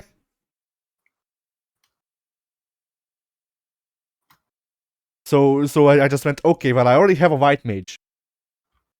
And then once I got to double classing, I went, well, I don't really know what to do with my white mage because I don't want her to get into harm's way. She's a fucking mage. Yeah. And this character is like explicitly good at like magical shit. So I can make her a red mage and then make it so she can do the same white magic that she can already do, but with a little bit of black magic. Or I can make her a black mage and make an actually functional red mage. So I just did that. It was funny. And then there's the guy who is the actual protagonist of the story, Baltier. So Van is the protagonist of the game. Baltier is the protagonist of the story. But yeah, I see. like it's complicated a bit because Van is the protagonist of the game. Baltier is the protagonist of the story. But the game really wants you to treat Amelia. That's not her real name. Ash. There we go. That's her real name. Ash. The game wants to treat Ash as the protagonist. So basically the game has 3 protagonists. One of them is likable a bit, but not that much. And then the other 2 are also on the screen. Yes. I will say from the little bit, like, I don't know anything about the FFMMOs. I don't really know anything about the really old classic FFs. But to me, 12 always stuck out in an odd way out of, like, the post FF6 FFs. 12 is the one no one ever talks about. See, I did research because that it's the critic in me that it's like, okay, you need to research like what people think about these games because that's for someone who doesn't really watch other people review shit to not influence his own views. Sometimes I do just cast the white net of, okay, so what do just random people playing the game feel? Because while I try I try not to let it influence my opinion on the game, it's still can be valuable to look at random people say, hey, I like this game, and then go into their reasoning for why they do it. They do like those games. And to a lot of people, I don't know why, I don't know how, a lot of people fucking love FF12. I don't know why. There's nothing in this game that I have that I went, okay, yeah, I can't get this from any other game, and it does this one thing really good. Like Booby Rabbit. There's E621. You can get as much Booby Rabbit as you want. There's what? E621. What the hell is E621? No, image sharing site. Oh, porn. Well, see, people want their porn in an official format, though. I guess. But yeah, like, even with that shit, like, I guess not Rabbit specifically, but there's like Nekopara. Nekopara sucks. Like, just overall, it's not good. I only have like second hand experience with it because I watched people attempt to play it and then die of cringe live on recording. But like Nekopara, the stuff that I have learned from people playing it on stream with people who have played through the series, and getting information related through that, is that Nekopara is a series about how it's fine that these half cat girls are slaves because they like it. Oh, I see. And let's discuss something else. Yeah, I'll just note about Nekopara that the person who came in to talk about it, to aid the person trying it out as like a charity incentive, I think it was. The person coming in to talk about it was like, "Hey, I played through these games. These games suck. Don't play them." So,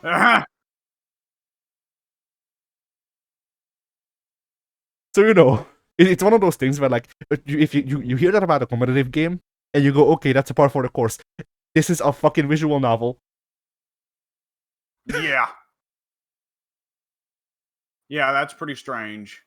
And specifically a horny anime one, right? Yeah. Yeah. Because the horny anime games are where you get the people that are obsessed with the game and will religiously fucking evangelize it to people that are complete fucking strangers in public. Yeah. And they'll talk about how deep the lore is on why why the world is made up of nothing but women, and they are either women who are obsessed with sex and they have vaginas, or they are obsessed with sex and they have penises. But either which way. Yeah. Was that a dog barking? No. That was Okay. someone putting down a glass. I see. So yeah. Yeah, the 12. It's just an MMO. It's just an MMO disguised as a single player experience, but we did nothing to actually change the balancing. It's still just an MMO. I see.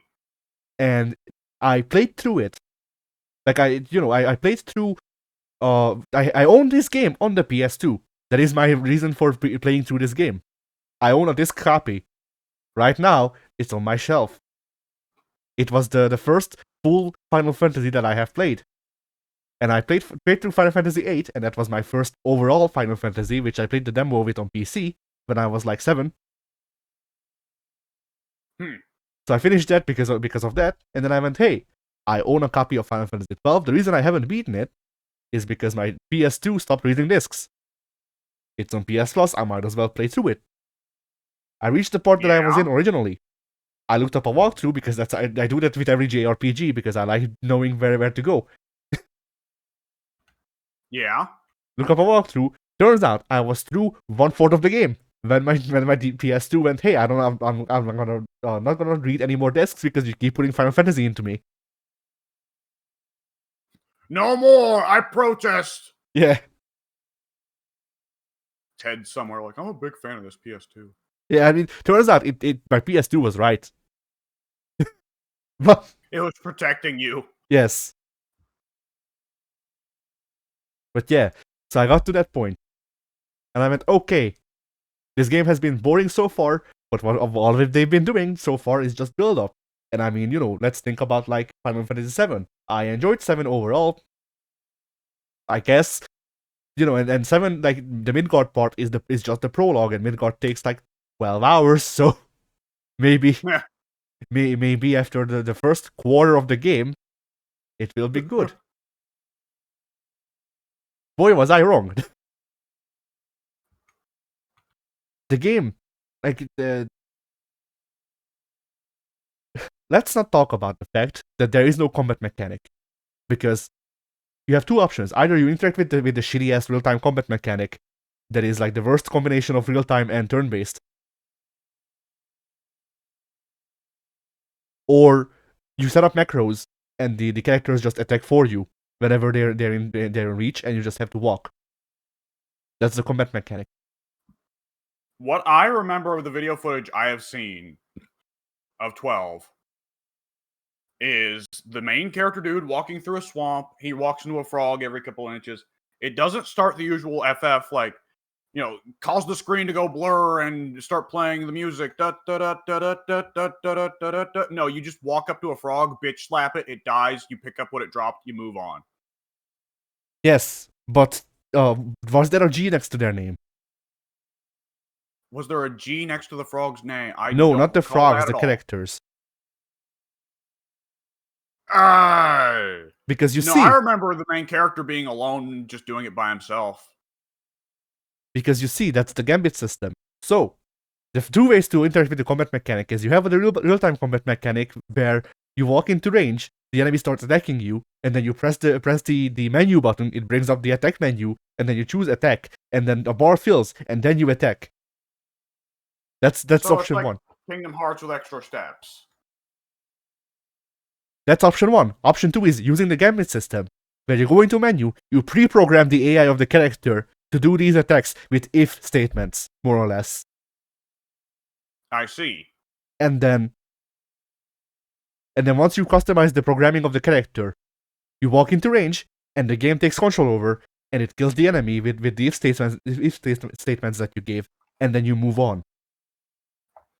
What you described was the gambit system, where no menu is ever seen, nothing ever happens. You walk into range, and then the game plays the game for you, and then you walk. I see. Now, I'd complain about the gambit system a lot more if the overall control system of the overall battle system was actually enjoyable. It's not. So thank fucking God for the gambit system. I don't have to play the game. Yeah. At that point, it's just how good can I program the AI to do my bidding? Have I ground enough levels? And that's the game. And that was the game. There were two spots. Well, let's not talk about the fact that the game is balanced, so that if you're not 2 levels above the enemy, then they just kill you in 2 shots. Oh, hard level scaling. Okay. Not even levels. Well, not level scaling. Excuse me. That's the incorrect term. But yeah, the balance of the game is all over the fucking place. I beat a boss that was well, my first stopgap where I had to start grinding was I was 2 levels under a boss, and that meant that I could only take down half of their health while they killed me in 2 shots. I see. As you do. But then there was another enemy, and they were like a level above me, a boss, and I figured out their weakness, and they died immediately. Oh. Now, you might be questioning, hey, why don't just abuse the weakness of the other guy then? He had none. Oh. His weakness was getting punched. But if you're not a high enough level, then the punches don't do enough. His weakness, getting punched by people that are good at punching. Yeah. And now leveling. Leveling sucks dick. Because the leveling system is akin to Final Fantasy 1. Where in Final Fantasy 1, you beat a group of enemies and you get 8 experience, and you need 100 to level up. In this game, you kill an enemy and you get 100 experience, and you need 100,000 to level up. Oh. Yeah. Like, I didn't even, like, I would expect 100,000 around, like, top level, like somewhere around 99 or something.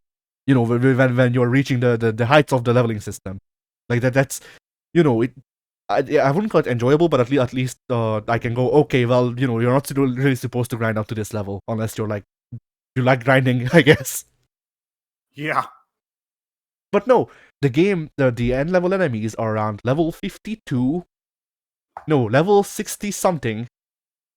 Somewhere around there. By the time you get to level 35, it genuinely takes somewhere around 50 to 100,000 experience points to level up. Your one consistent grinding spot gives you 100 experience points, 120 or so, per enemy. There's 3 grinding spots in the game. That's the middle one. The late one requires a lot more movement, thus making it not as efficient, and also gives you 250 experience per enemy. There's also less enemies. Oh, Lord. There's also less enemies. I see. So the balancing with the leveling and all that just completely sucks. Because not only do you have to grind, but you have to grind for a long time for nothing. I see. And then levels don't actually matter that much, apparently, or allegedly. It's actually gear that really makes the difference. Never mind that if you're under leveled, then your damage gets cut in half. But like genuinely, what I've read from people who allegedly know this game is that if you're a level under the enemy, then you do 50% of your damage overall. You're oh, good Lord. Yeah, you get a 0.5 or 0.75, I don't know. So like you deal 50 to 75% of your normal damage.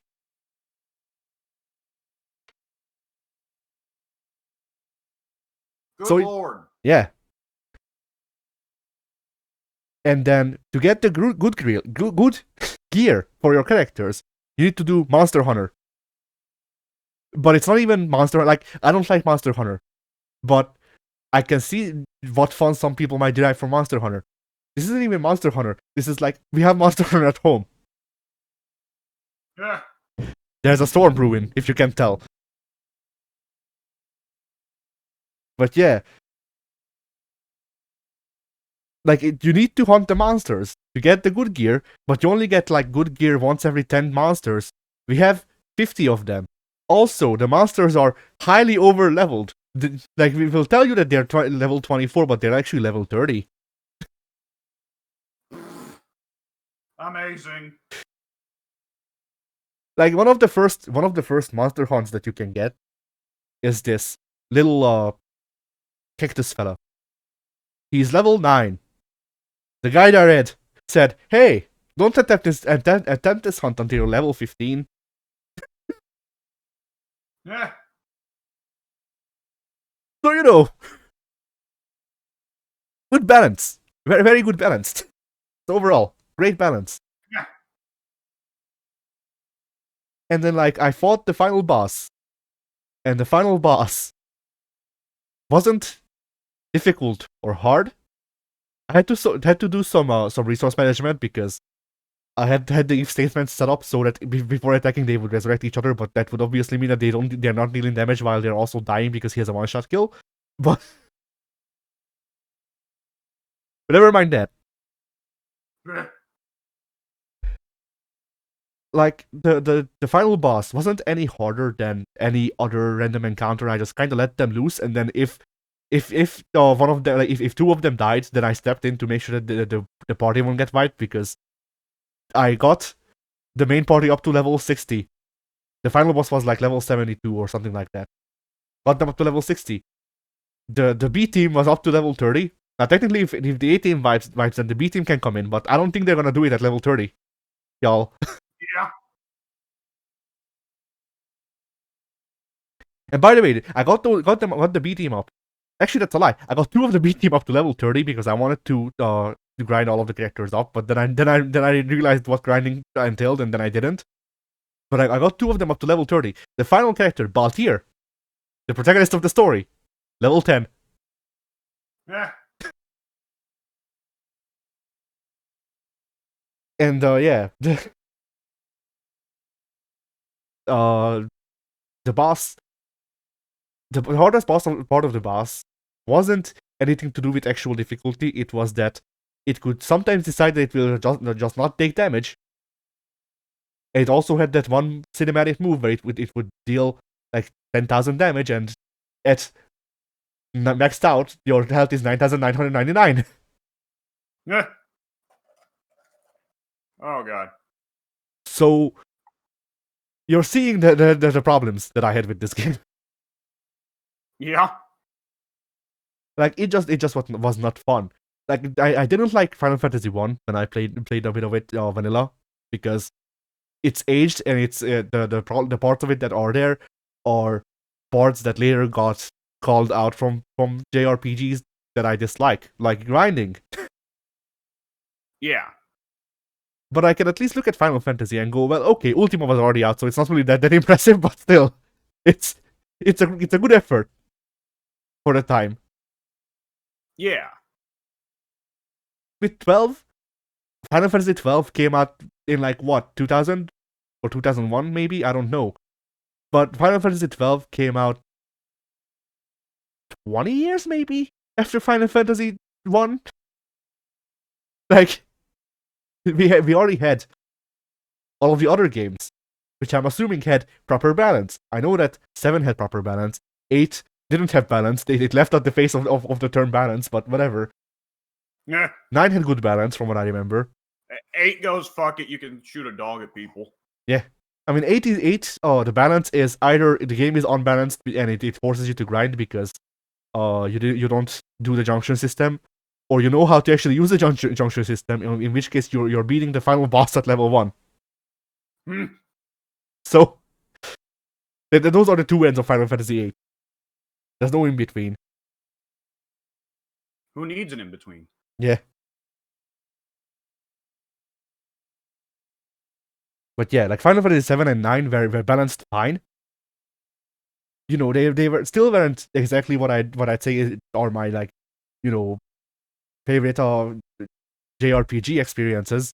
That's still Chrono Trigger, but but still, like those games had fine balance. I'm gonna assume that the NES or whatever the SNES games, like the pre PS1 era,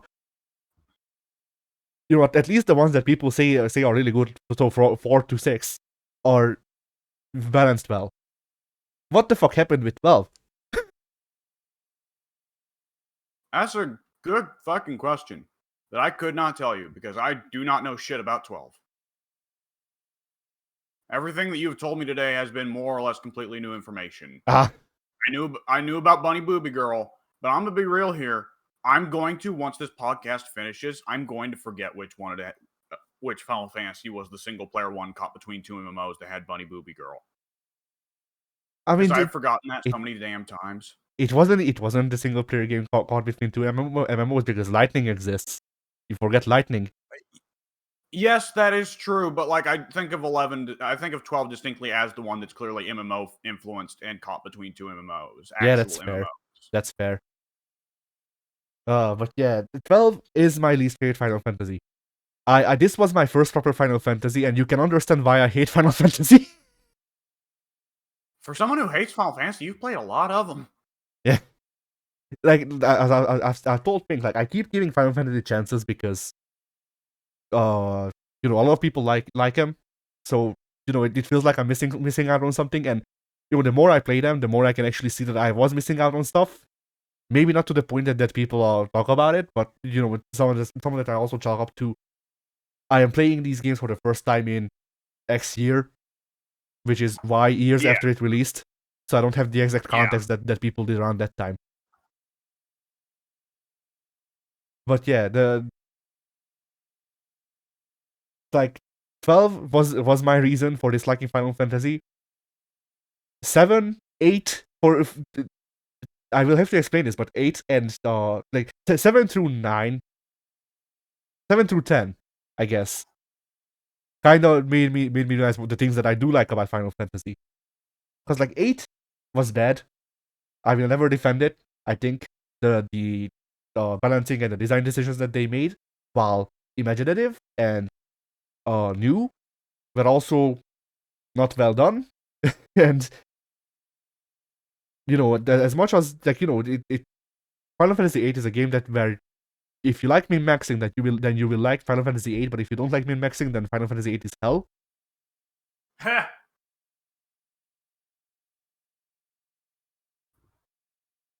But there were some narrative or aesthetic stuff that it did that reminded me of 7, and thus made me realize why I like those things about 7.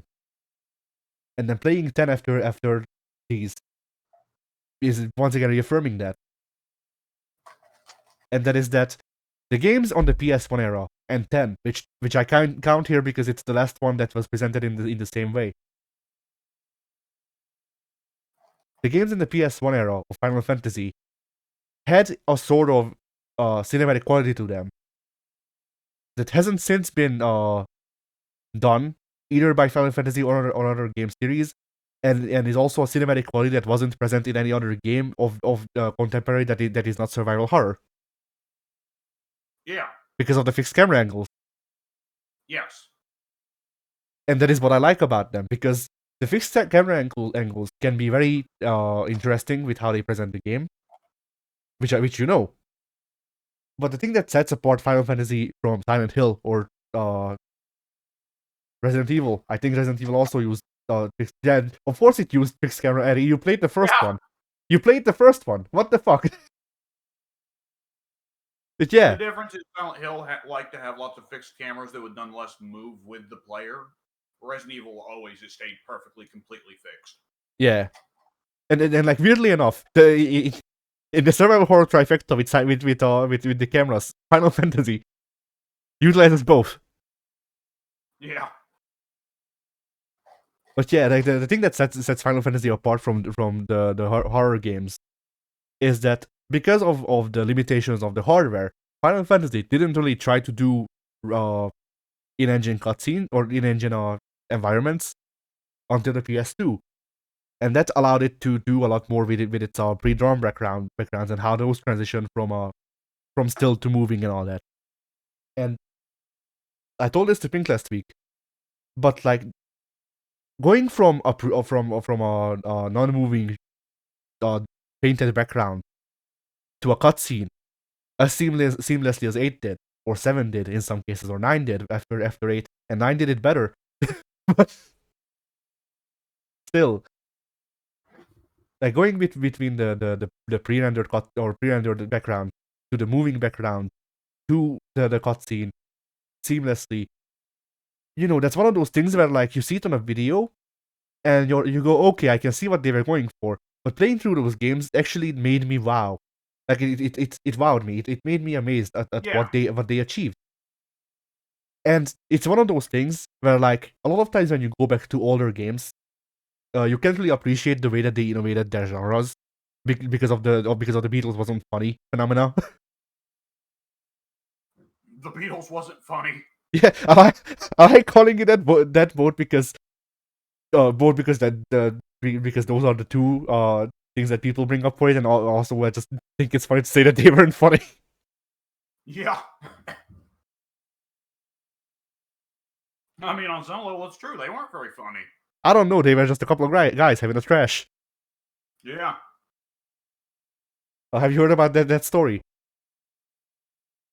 No, but I can probably guess. Yeah. So yeah, uh, the transition between the pre-made backgrounds to the cutscenes and all that actually made me, like it made me feel like I'm playing the games when I'm supposed to. And like even though I've seen the same effect done on modern hardware or or with modern graphics, it's not the same because those weren't pre-rendered. Like there's something about the exact aesthetic, the aesthetic presentation of how those games did it that I like, because it seems like such a we could do nothing but we still made the best of it approach. Yeah. And like that's why I said that that I don't like 10's aesthetic as much, because with 10 they had enough hardware power to make it so they don't have to pre-render the backgrounds. And while it makes the game look more consistent, and I'm sure it was better on their budget and all that, it does lose the charm of going from a pre-rendered background to a cutscene and there being like next to no tells, aside from like maybe some artifacting from the JPEG. Yeah. And so that's also why I'm kind of pulling my leg or whatever, like why I'm trying to do the newer games before I go back to the original ones, because I will give them a fair shot, but at the same time I don't expect them to reach the same sort of quality that I like about 7 and all of those games out of an NES or an SNES. You know, Yeah. like it's genuinely this thing of I like this one thing about Final Fantasy, and this one thing that that those Final Fantasies do. They did this for one era. Never again, Yeah. never before. Yeah. Yeah. I get that. And it kind of sucks because like 7, I like the characters in 7, but I don't like the story. I think it's badly made. it's it's not even badly made in the sense that it doesn't make sense or whatever. I don't fucking remember it, which isn't the scathing criticism, but like it left nothing. I don't fucking. I can tell you like the main inciting reason that we go on the adventure, but I can barely tell you why we visit some of the places that we do. Eco-terrorism turns into alien god mama. Yeah. But then like there's a part where you go into the mountains to see if Sephiroth Dead is there, and he is, but he isn't, and I still don't know why you go there. And like it's one of those things that I would assume I just missed like a dialogue box or whatever. But I played with the walkthrough. Yeah? Like the only things that I missed were things that the walkthrough went, okay, this is missable content. I'm not gonna tell you what it is because it's spoilers. If you don't want to miss it, then I'm gonna spoil ya. And I just skipped those, and that meant that I never got Vincent. but Yeah. But- With a game like FF, that does come with some problems. But yeah, like, you know, it was that. But like other times when it was in the story, in the direct story, which this event of going to meet Sephiroth's dad, and he is there, but he also isn't because time travel.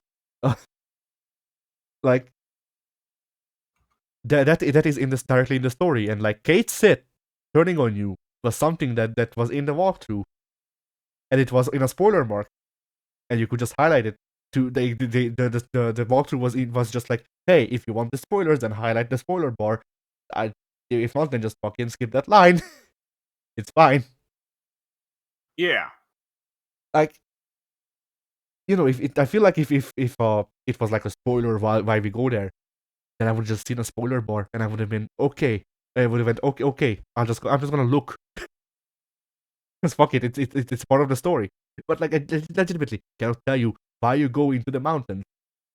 Like, you eventually find out that Sephiroth is God's son, but also his clone, or something like that. But you don't And know he's that. got severe mommy issues. I know that about Sephiroth. I mean, the thing with Sephiroth is that Sephiroth has severe mommy issues because Sephiroth might also be his own mommy. You know, that might do it. Which is, yeah. But like, you know, once again, there are character moments that I remember that were important to me because I liked the cast. But in the overarching like story, I cannot tell you why we did those things that triggered those character moments. And that's why that's why I say that Final Fantasy VII has a bad story in my opinion, because while the character moments are great and I really like the cast, I kind of need to know why the fuck we're doing things, and I don't. 8 has a similar but different problem where we only ever work on the main two characters, Rinoa and Qual. They get character development. Everyone else is also on the cast. You have Ryuji Sakamoto. Yeah, we went ahead and put Renault and Squall fucking sucking face on the front cover of the game so that nobody gets confused and thinks Tifa is actually canon this time. Yeah. But like, you know, we have Rinoa and Squall. They go through a character arcs where Rinoa wants to become Punch Princess, and then she becomes God Punch Princess. And Squall goes through a character arc of I am moody emo boy that actually cares to I now show that I care sometimes. Isn't Squall's character mostly that he's just a dipshit? That depends on your definition. He's not dumb. He's just trying, like, depending on what you choose his dialogue to be, he either tries real hard to seem cool and then suddenly he realizes that he's in love and really needs to save Rinoa right now, or he opens up throughout the story and then also needs to save Rinoa right now. Nah. That's Squall's character throughout the game. The thing I always remember about Squall is that KH was, Kingdom Hearts was inevitably my introduction to pretty well all the major Final Fantasy characters, at least of that time, right? Yeah. And what I distinctly remember was they adapt Cloud from the more or less the beginning of Cloud's arc, or rather they adapt Advent Children Cloud. While Squall, they go with Squall after FF8. So Squall's been through his character development, and he's kind of a cool guy. Cloud's just a mopey asshole in Kingdom Hearts. But that's the thing. Squall at the end of FF8 doesn't exist. I thought that was Tidus. That's Tidus too, but that's also Squall. I'll get into that shortly. But Squall. Oh, what the fuck? Squall in Kingdom Hearts has a new backstory. Squall in Kingdom Hearts is a new character that is wearing Squall's skin. No Rinoa. No Twistis, no anyone else, no fucking Seed. His background story is I grew up in Hollow Bastion, or Radiant Garden. There we go. That was the old name of it. I grew up in Radiant Garden. Darkness took over Radiant Garden, and I couldn't do anything. And now I'm really sad that Radiant Garden is gone. And I need to say Radiant Garden right now instead of Rinoa. Well, I remember all the FF characters getting moved to Hollow Bastion, but like, oh fuck it. Yeah, the thing with the Final Fantasy characters in Kingdom Hearts is that some of them get to retain some of their lore, like Cloud, mainly Cloud. Honestly, Cloud and Sephiroth are like the big two who actually get to retain lore. Most of them got rewritten to I live in Hollow Bastion. I've known characters from other Final Fantasy for all of my life. And then I have some. Yeah, I guess that's another big thing because it's like, oh hey, guess what? Apparently, Leon has been hanging out with Aerith and Yuffie for their entire lives. Yeah. Cloud doesn't know them though, does he? I don't remember. I think Cloud does because Tifa is looking for Cloud, and Tifa knows Yuffie and Aerith, which implies that Cloud would also know them. To me. Right, so Tifa's character is the one that's entirely like, I gotta go find Cloud, I gotta save Cloud. Aerith, canon love interest. Yeah. Fuck me. I mean, look, Tifa had to find Cloud so that they could go to the Senate.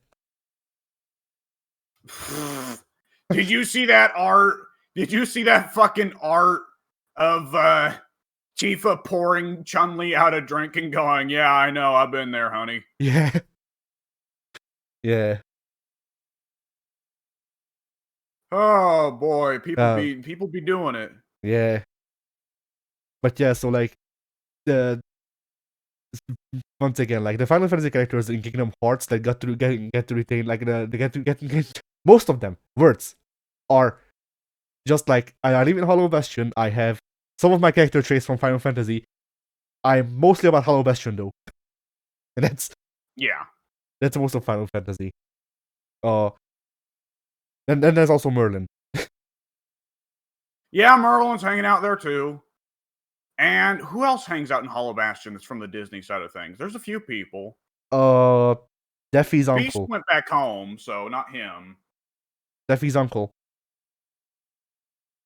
Oh, Scrooge! Yeah, Scrooge is in Hollow Bastion. I forgot about that shit. But see, that's the thing though. Scrooge travels the world because he's he's an adventurer. Not only that, he's a multiversal capitalist. In 3. Yeah, that's my job listing in a decade. Multiversal capitalist. Like Scrooge goes from running an ice cream shop in Hollow Bastion to going to the Twilight Town and opening up a restaurant. Yeah. So But Scrooge is also noticeably trying not to fuck with the worlds too much, which is why he only goes to the places between worlds, like Hollow Bastion and then Twilight Town. When is he opening up like a coconut stand on the Destiny Islands? Is Sora's world not an actual world? That depends on when. It used to be an actual world, then it became a world between worlds, like Traverse Town and Twilight Town and all of those. And then it got... I wasn't... Yeah. Does he ever go back to his home world? Yes. He goes back at the end of 2, and then well, he doesn't go back to it, but everyone else does at the end of 3. Right, yeah. Well, at the end of 3, he gets sent to fucking Shibuya in the real world. Yeah, which, by the way, I've learned. I said that there were some OC characters in Dream Drop Distance, and they were like, "Hey, come to Shibuya." No, that was wrong. They're from Neo. The world ends with you. I was about to say, didn't they introduce the world ends with you? Yeah, I felt like those characters were like very Nomura. Yeah. You know. No, I understood what you're saying. But yeah, yeah, they introduced those At a guys. certain Yeah. point, like Nomura's one of those guys who decided at a certain point, well, they want me to make KH and Final Fantasy. I don't want to make KH and Final Fantasy, so I'm gonna use this to make some other shit. Yeah.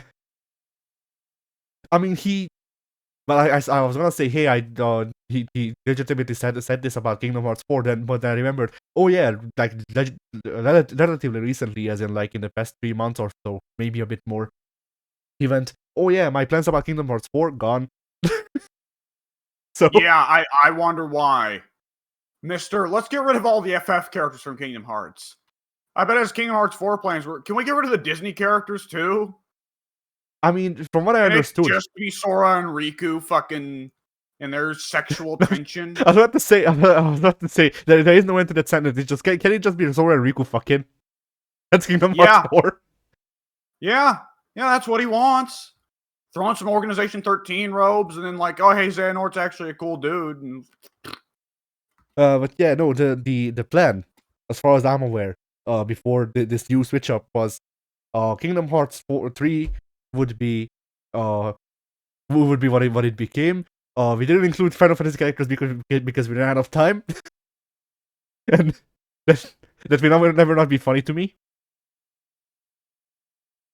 And then, good lord.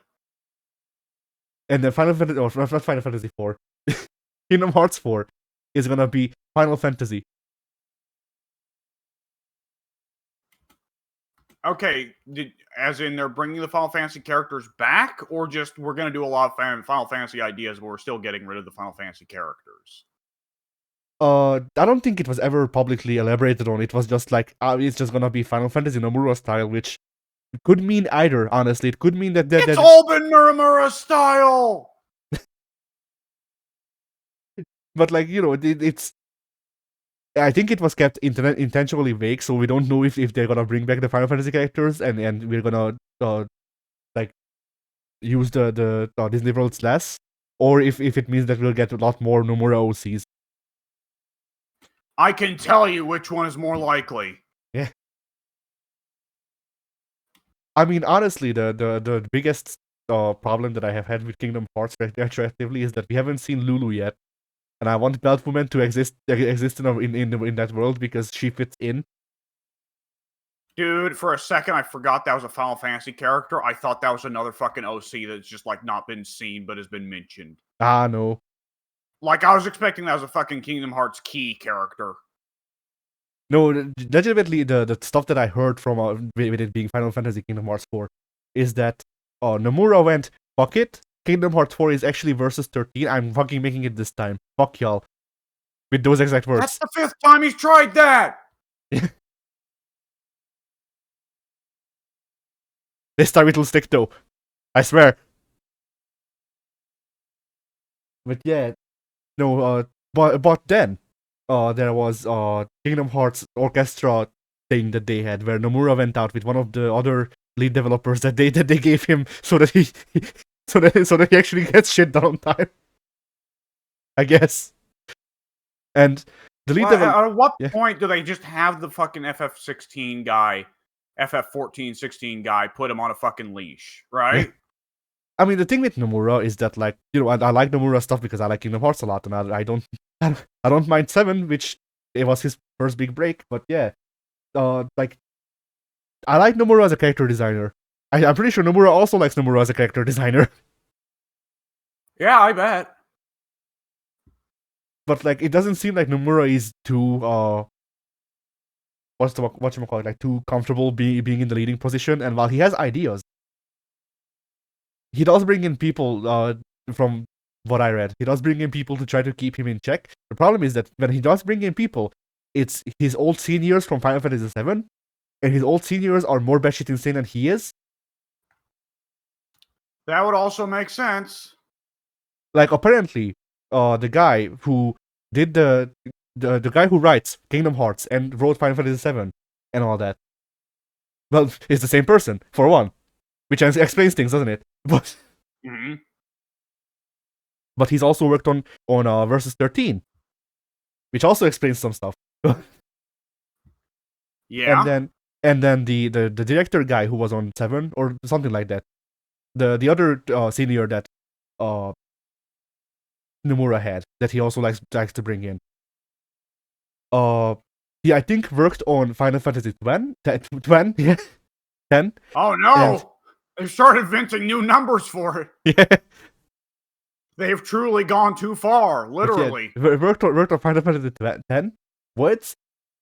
And then after 10 was done, released a maybe canon follow-up like comic or something like that where Tidus kicks a bomb because he thinks it's a football and dies. Yes, I've heard many stories about that one. I thought it was a novel. It might have been a novel. I'm not sure. But okay, let me mention this real quick because I'll forget about it later. Conan Exiles, I just built a teleporter. And because you can build the teleporters anywhere, the game nonetheless insists on giving each of the teleporters a name. Depending on what region you put them in, and what specific like landmark it's closest to, and where it is in relation to that. So I have built a teleporter here at my base, which is right next to a landmark, which is the Northern Aqueduct. However, because it names things in such a directional way, this teleporter has been apparently titled South Northern Aqueduct. Nice.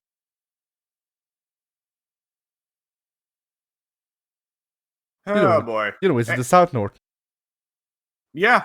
All right, proceed before I so rudely interrupted what you were saying. But yeah, like from what I understand, the guy who killed Tidus with the bomb, he was like the director of Final Fantasy 7, and he had this idea where I don't remember which part of the story, but Cloud finds Aerith. Aerith is a bomb. Cloud hugs the bomb. Cloud hugs the bomb, explodes. No, it was worse. So he had this idea while making Final Fantasy Wait a 7. second. Hang on. Let's go back to the fucking Tidus bomb. Doesn't his head land in somebody's lap? I don't know. I only heard about this recently, and I only heard that he kicks a bomb and dies. Oh, I've known about Tidus kicking a bomb for like half a fucking decade now. But yeah, so that same guy, the original idea for Final Fantasy 7 was there's this point in the game where you're supposed to go back to Midgar, and you're supposed to choose a party, and all of the party members that you don't choose die. That was the original idea. Nomura went, hey, maybe that wouldn't be good. And Nomura said, hey, maybe that wouldn't be good. Enough times that it actually didn't get into the game. But which game was this supposed to be? 7. 7? Oh my god. Yeah, people would have had an entirely different reaction to that game if that happened. Yeah, Nomura had to be like, hey, if we do this, then Aerith's death will be for fucking nothing. And we kind of said, like, the entire game is kind of set around that. We kind of need it. Like, yeah, that was the thing that was special about Aerith's death, was she's the only party member that dies. Correct me if I'm wrong, she was only ever the second party member in FF history to die, right? I'm not sure. Because old Spoony Bard died in like 4 or 5, didn't he? I don't know. My classic FF knowledge is nothing, more or less. But yeah, like, that was the original idea. Now, also keep in mind that when 7 Remake got made, Nomura brought these guys in. And even though Nomura was director, because of how Japanese companies work, they technically were his inferiors, but not really. Like, haha, JK, lol. And apparently both of them were pushing for the Time Ghosts, and Nomura wanted to make an actual remake of 7. Oh no. So once again, you see what the problem here is. Well, like, Nomura, from what I can tell, Nomura knows that he needs people to give him guidance, and he likes designing characters, but that's what he actually really excels at, and not like he doesn't really. It sounds like Nomura doesn't need guidance. The problem is that he thinks he does. Maybe. But yeah, so apparently where Nomura needs help is the fucking character design, because in terms of writing, it sounds like he's the one shutting down the stupid ideas. Yeah. But yeah, so like, I don't know, because I like Nomura's sense of style for character design. It's not everyone's cup of It's tea, but definitely like, yeah. It's not for me, but I can definitely see where it's for some people. Yeah. But yeah, like, I think the real problem with Nomura is that he keeps calling in these two guys because they were his seniors, and, respect, which makes Yeah. sense, but also, his seniors have fucking shit ideas. Yeah. And that's really the big problem with Nomura, and apparently, like, the other problem with Versus 13 that was is that apparently Versus 13 was supposed to run on the same engine as 13, like regular 13, but the regular 13 engine was bad, and the Versus 13 team had to spend like 2 years providing support to make it so it doesn't fall apart. Which was Oh boy. yeah, which was technically spent on developing Versus 13, but not really. And then after that game got released, Nomura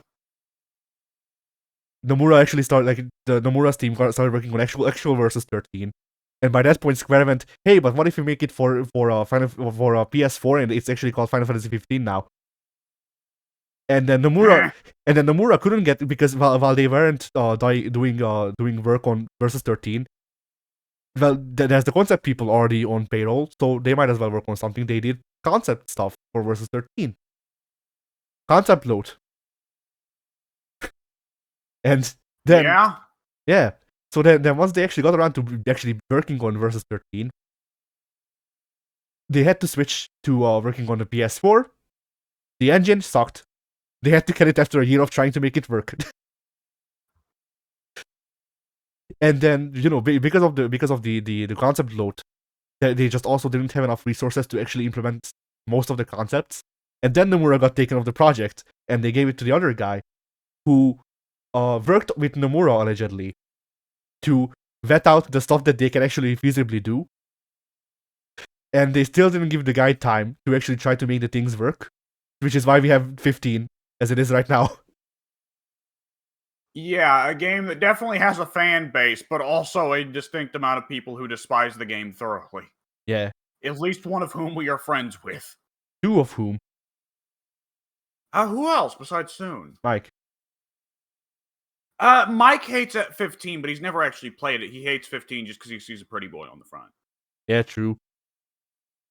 Like, with Mike, it's real simple. Mike doesn't actually have to play an FF. If an FF game has a number higher than 6, Mike will just out of hand say, "Oh, fucking garbage trash." I think the exception is 9, though. I think he said he likes 9, which makes sense because 9 is supposed to be the last of the classic FFs. I mean, not these. 9 is not the last of the classic FFs. 9 is the obviously we just took the SNES era FF games and made those. Yeah, that's what I'm saying.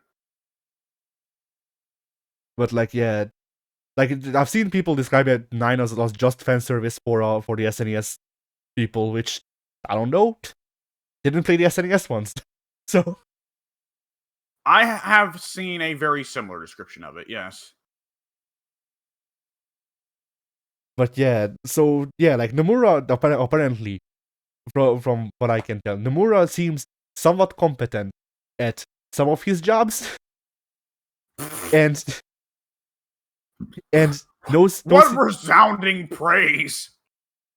I mean, look, I like Kingdom Hearts and I like the Final Fantasies he worked on. I can't really say that, like, any of them are, just bastions of quality. I mean, like, well, yeah. KH, I will shit on KH's writing. I will shit on a lot of the character choices. At the end of the day, KH is a quality game. Yeah, I mean, overall, I think I'd call 2 really good when we factor in the gameplay. But if we just look at it from the aesthetic and the story point of view, not really. I mean, aesthetically, it has its own aesthetic, which, once again, like, I like it. I think it's peak aesthetic. At the same time, as a critic, I have to understand that not everyone shares the same opinion. I have to take that into account when I talk about it. Story-wise, no, his senior that he got in for the first game, I don't actually know. He switched writers after 2, and I forget which half was the senior. But either which way, I mean, there's no qualitative difference between the two halves, regardless of writer switch. And Nah. while the writing is interesting to me, I'd also call it a mediocre shonen. So, you know, I'm not putting it up next to Shakespeare and going, yes, this is better than compared to Shakespeare. This is better than Shakespeare. I am Shakespeare wishes he could have wrote this. Yeah, like I don't really do that. I look at Naruto and I go, yes, this is better than Naruto, which it is. Yes. That on that all can agree. Like this is another one of those things where, like, you know, with opinion, like I think Kingdom Hearts is a really good series within context. I compare Kingdom Hearts with anime shit and like JRPGs, Yeah. action games, and you know, things trying to meld the two. In those contexts, I mean, story wise, it's either on par or better than other shonen that I've seen. Gameplay wise, it's better than most games that have tried to meld the two and were going for the action side, which I would describe Kingdom Hearts as doing. Whereas I've always bring up Dragon's Dogma is the opposite. It's melding the two, but it's going for more for the RPG feel. Yeah. But like, you know, going up against, I don't know what like narrative thing that I could bring up that is really good, and I can also actually genuinely say that, hey, I think this does the narrative really good. Because the first two that comes to my mind are like God of War and Last of Us, and like God of War isn't for me. I wouldn't call it bad, but it's not for me. Like I can't really appreciate it for what it does well as much. Last of Us, Last of Us. Last Yeah, Last of Us isn't really that special. yeah, Last of Us is a dime a dozen story that people praise because it has the Hideo Kojima syndrome. Yeah, I would say like Hideo Kojima is like genuinely a very creative writer. It's just that he also is more than a little bit fucking wacky and does shit that no one else would think is a rational decision, which Yeah. sometimes works out, many times it does not. See that I feel like that's also a thing that I like about writers. I like when writers are a bit on the wacky side with their writing because it makes more interesting stories. Like the Nonary games. I like the Nonary games a lot. I like their writing. I wouldn't, in any meaning of the word, call it good, but Heh. but it is more interesting writing than most. Like I don't know what to say, like what to compare it to. Like in the context of video games, it's a more interesting written game than COD. You know, Yeah. which is a given because COD doesn't really aim for written stories. I mean, I Yeah, don't there are a few that, like, I guarantee you that Soon would fight you on that because Soon loves Modern Warfare 2 story and insists that's fucking great, right? see. I've played Modern Warfare 2 and it was all right, but it wasn't anything special. Heh. Like it's I'd say that Modern Warfare 2 story, the parts of it that I remember are on par with Fear. And like Fear 2 is a game where like I think it's gameplay wise on each game, it does nothing for me when it comes to the story because it's kind of just like, all right, so here's all of these horror cliches, and then also you can do bullet time, Yeah. and then that's also what Modern Warfare was like to me. It's okay. Here's an army movie, but actually, never mind. It's just an army movie. We don't have an interesting gameplay gimmick, so we can't put that into the story. To be honest, what I understand Modern Warfare 2's story sounds a lot like here's Metal Gear as written by a Westerner and without the fantasy elements, the sci-fi elements. I mean, I could see that if it was also less involved, because you see a lot less If of it the was also story, what? less involved. Because Snake is seeing the things happen in Metal Gear a lot. It's you know, people joke about Kojima's lore dumps, but it's mostly context for the shit that's on screen. And Modern Warfare, the stuff that I remember, it's just like the main things, the main bad shit that you see is just the nuke, Price killing that one guy, I think. That's it. Yeah, but a lot of the plot is still like, nobody respects our boys, so I'm gonna rebel against the US government for our boys. I mean, see, when it comes to that, I'd say that it's Metal Gear, but become boring though, because the Yeah. part of what makes Metal Gear great to me is how much it delved upon. I said a part of it, but whatever. Bizarre alien conspiracies. It's not just the Well, bizarre. not aliens, excuse me, Yeah. but It's not just the bizarre conspiracies, but how much they actually show you that shit. Like, you know, if it was a thing of you know, if it wasn't clear cut that Price, I think Price is the guy who is like, I'm gonna rebel against the U.S. government and make Outer Heaven. Like yeah, he's pretty well pulling a big boss. if Price wasn't just like that, but we also had some wind of it. If instead of it just being Price has gone mad and he's trying to become big boss. Like basically, if it was more like I'm forgetting, was it Peace Walker, the PSP game where Big Boss and the boss fight? No. The boss is only in Snake Eater.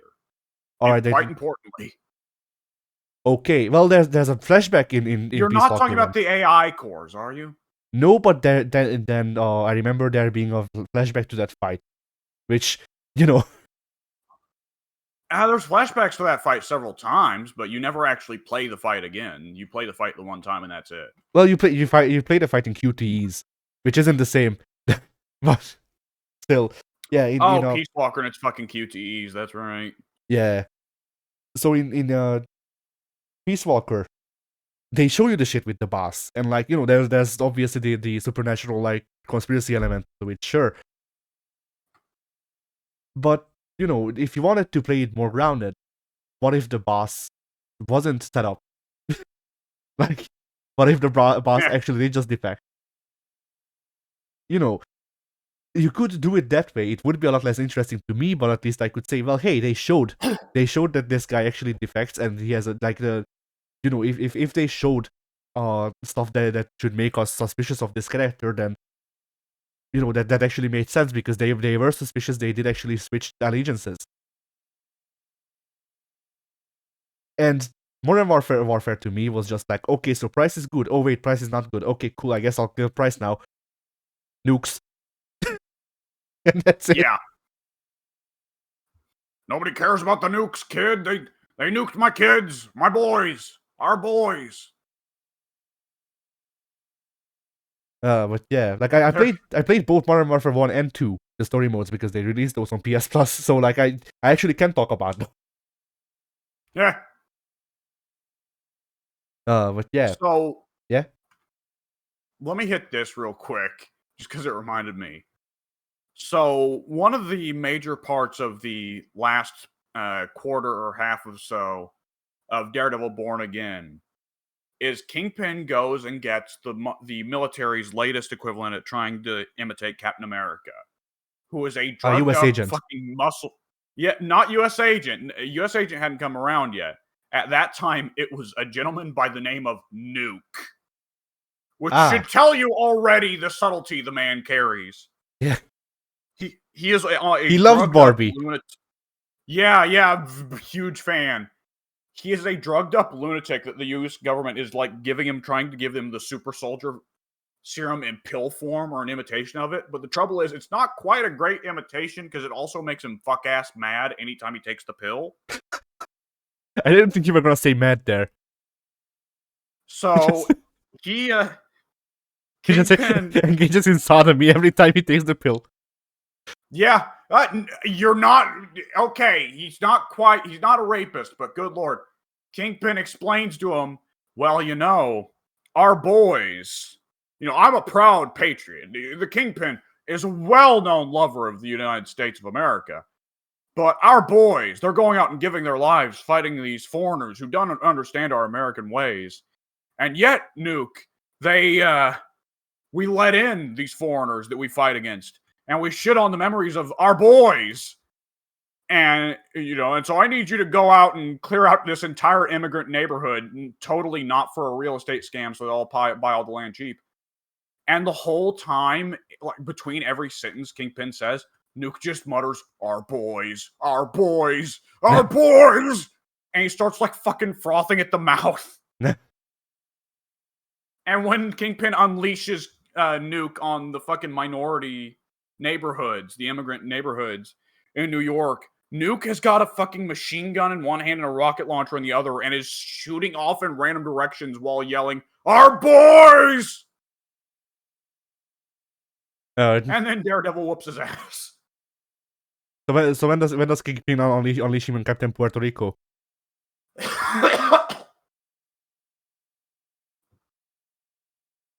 Oh boy.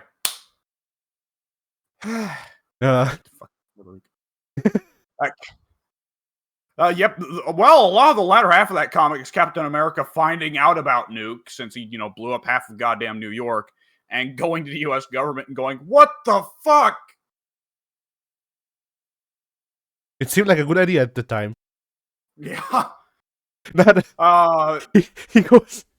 Captain America goes to the government. He goes, "What the fuck?" And they just reply, "Lolly lo." Yeah.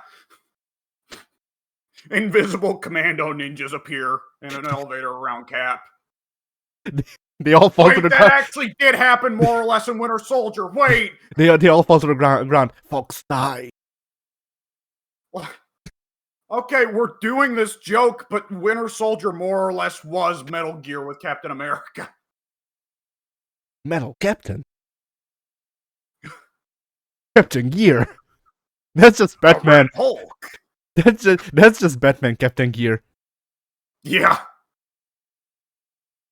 No, Batman is Captain Money. Yeah. I mean, what's the difference? Yeah. Never forget, money is a superpower.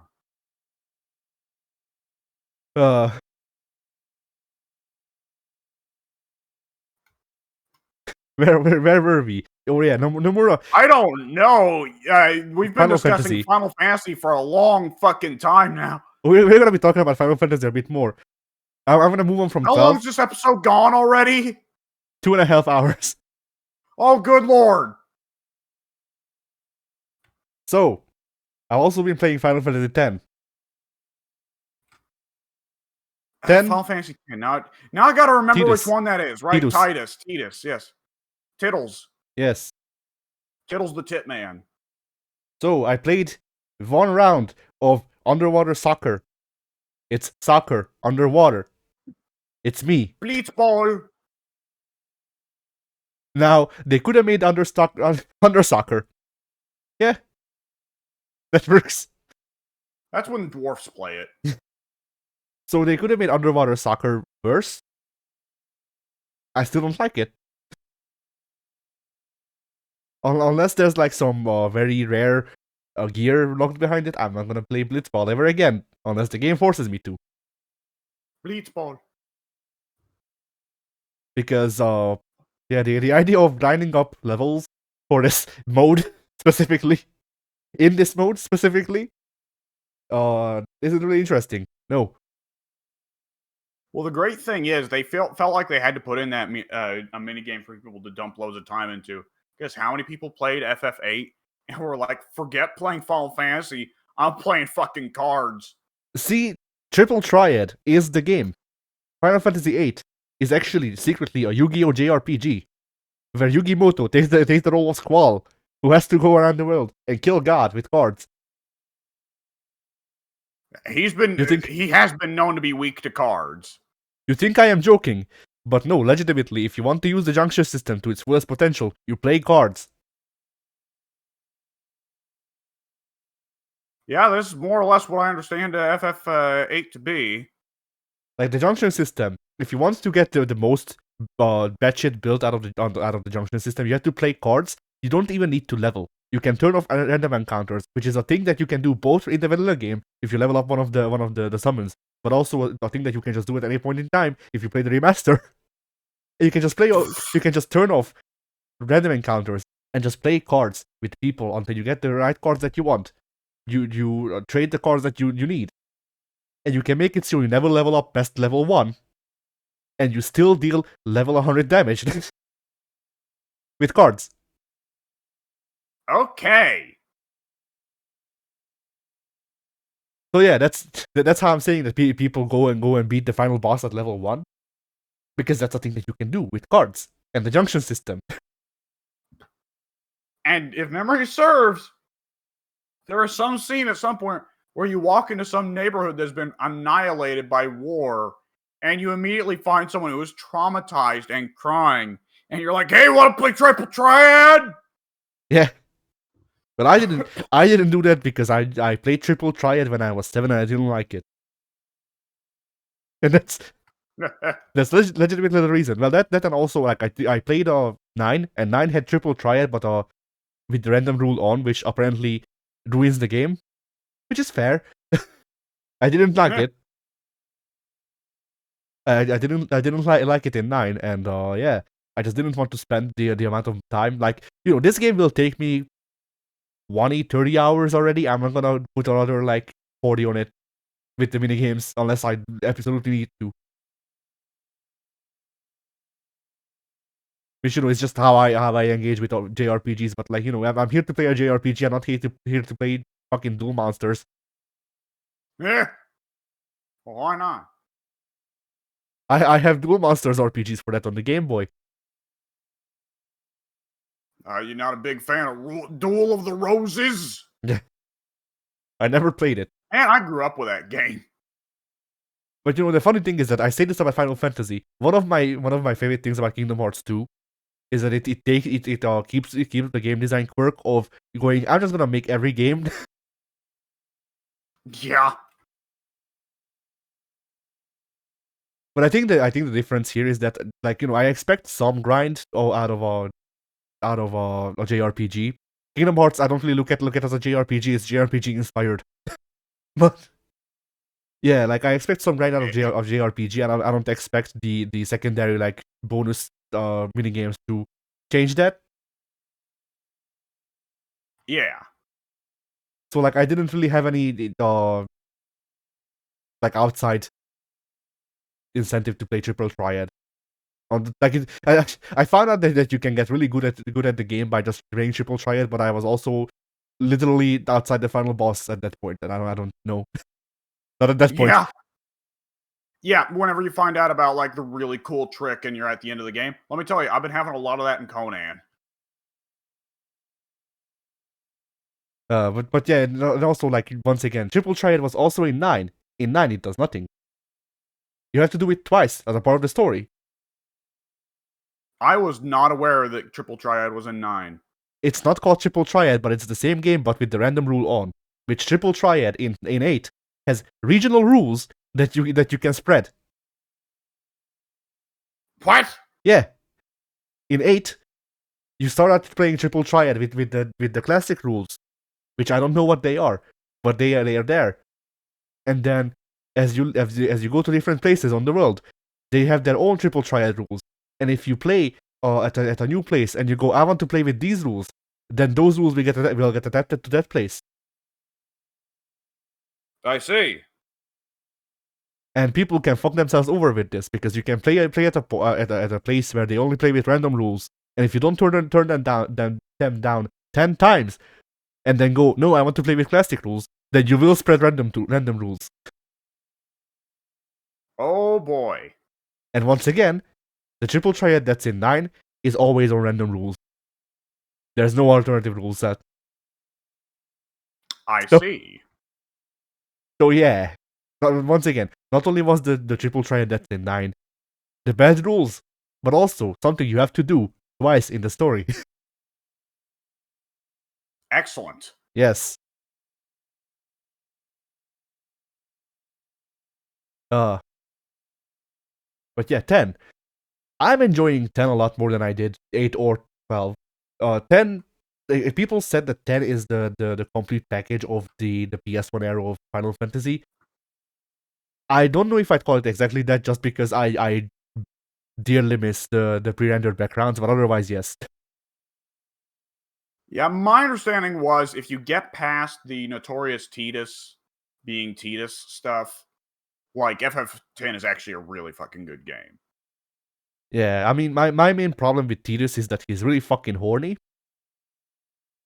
Well, not in the modern sense, though. Like, he's really horny in the I am a mid 2000s roguish protagonist sort of way of like I want to imply that I want to fuck girls a lot. Yeah, ain't he like father, like son there? Kinda, I guess. But like Like, that, my understanding is a lot of Titus's issues boil down to his dad yeah. being like, yeah, I'm gonna go fuck around. Oh no, I got a kid anyways, Blitzball. Hey, I I'm mean, going out for cigarettes and Blitzball. I'm gonna go Well, big. it wasn't mine, kid. I did get some cigarettes and some Blitzball. I mean, I don't know yet, just because where I'm at, it just literally just looks like he just hates Titus for no real reason. He's just like I'm the greatest. You suck, kid. I do remember that being like a big thing, a big punch in the gut they give you is Titus, who wants to see his dad throughout the entire game, finally gets to meet his dad, and his dad is the biggest douchebag on the fucking planet. I mean, Jacked. I think Titus and Jack's relationship I can summarize as Jack looking at Titus and going, "You thought your dad beat you. Get ready for this." And then Titus goes, "You're my dad." And then Jack goes, anyways. Yeah, and then he beats up Titus anyway. Yeah. Like, I know, like, FF10 is the one where it's like the villains are supposed to be Evil Devil Whale and Evil Devil Whale Pope. But in the end, isn't the final boss actually super jacked? But that's the thing. Evil Devil Whale is jacked. Oh, of course. This is not a spoiler. This is something that the game tells you. The first hour in, I'm the first hour in. The game already told me, "Hey, Evil Devil Whale is jacked." Right. I do remember that. And then eventually you get the Evil Devil Whale to turn into super jacked, right? Probably, I don't know. Like I have literally just reached the point where you assemble your team and you set out. Like Oren just joined. Fairly recently. Okay. So you also haven't yet got to the point of, oh, it looks like fireworks. Not yet. That fucking line. Like that. I have just recently gotten past the first instance of Waka going, "Hey, I'm actually a Grand Wizard." Yeah. But I was kind of hoping. Don't tell Waka. I gotta tell Waka. You know, like it's Titus, you fucking suck, man. yeah. You know, I was kind of hoping that the job system was something that they got from 10, just because I would have made, like, regardless of what things he's good at, I would have just made Waka a wizard. I would have made him a mage, just for the joke of it. Yeah, I know. That's the line they actually say in the LP. Wooly at one point says, "Oh, hey, hey, Waka just got a job promotion. What's it say his job? Waka, why is your job title Grand Wizard?" Why do the clansmen have those names? Like, they'll have one name, Grand Wizard, the other is Supreme Dragon. Like, Well, is there another hidden rank above them? Ultimate Ogre? Crouching Tiger. Crouching Tiger. No, True Ogre. That'd be a fucking twist for Tekken 8. It's me. I was racing them all along. June. Yeah. Hang on. Which people did True Ogre actually kill? He only actually killed King, right? Because it turned out he didn't kill Back, he didn't kill Bruce, he didn't kill Jun. He only killed King. Yes. And think about the people you said. None of them were white. Yeah, you're right. The fuck. The conspiracy revealed. But I also like this idea that you become a Grand Wizard by just not jerking off for 40 years. Is that how Ancient Ogre finally became True Ogre? Yes. True That's Ogre. why he's not evil. He's just very sexually repressed. Ancient Ogre. Ancient Ogre became True Ogre by becoming the the like head mod on at least five separate incel Reddits. He's withholding his energy. Yeah. He must retain his masculine powers. But yeah, like Waka has started being slightly racist. Not that much yet. But yeah, he's not entered super racism territory. No, you see, you need to level up Waka in Blitzball before he gains the super racist buff. There's something I appreciate about the racist party member being a white athlete. No, that's the thing. The Albed is as a name. The root word for it is like albedo or something like that, which means white. Waka is racist against white people. Okay, now that's starting to sound like Japan. Waka is pretty dark-skinned, isn't he? Yes, and he also speaks with a Jamaican accent. Famously, yes. Which disappears in Kingdom Hearts, doesn't it? Well, he's also de-aged and moved from wherever the Said, I think, is the name of the island he's from originally. Can I just mention, it always cracked me up that, like, all the other FF protagonists that pop up in KH are, like, badasses that if you get a boss fight against them, it's like a secret super boss fight where they'll kick your ass.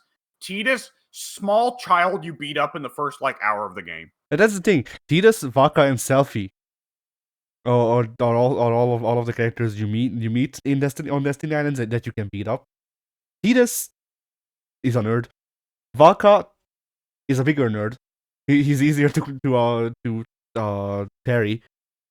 Selphie. He's easier to parry, but memory serves if you can't parry, Waka is actually really difficult. Yes, he is. But yeah, and the Selphie, I remember, is a fucking joke. Yeah, Selphie is a joke. Not only that, they removed her one character trait from 8, which is all she could afford in 8. Because in 8, all of the side character cast got one character trait. Like you have Zell, who is Ryuji Sakamoto with a face tattoo. You have Quistis, who can shoot eye lasers. That's her character.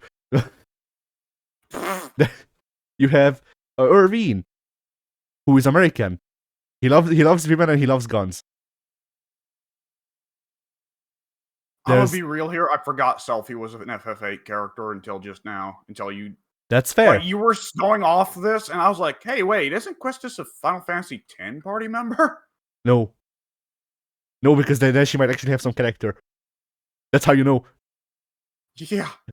Or excuse me, Final Fantasy VIII. Excuse me, yeah. I said the wrong thing. I was. Yeah.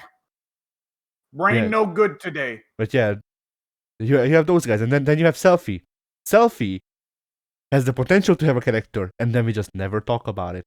So Selphie's whole thing is that she's kind of like she's the klutz, I guess. She's the cutesy girl of the group.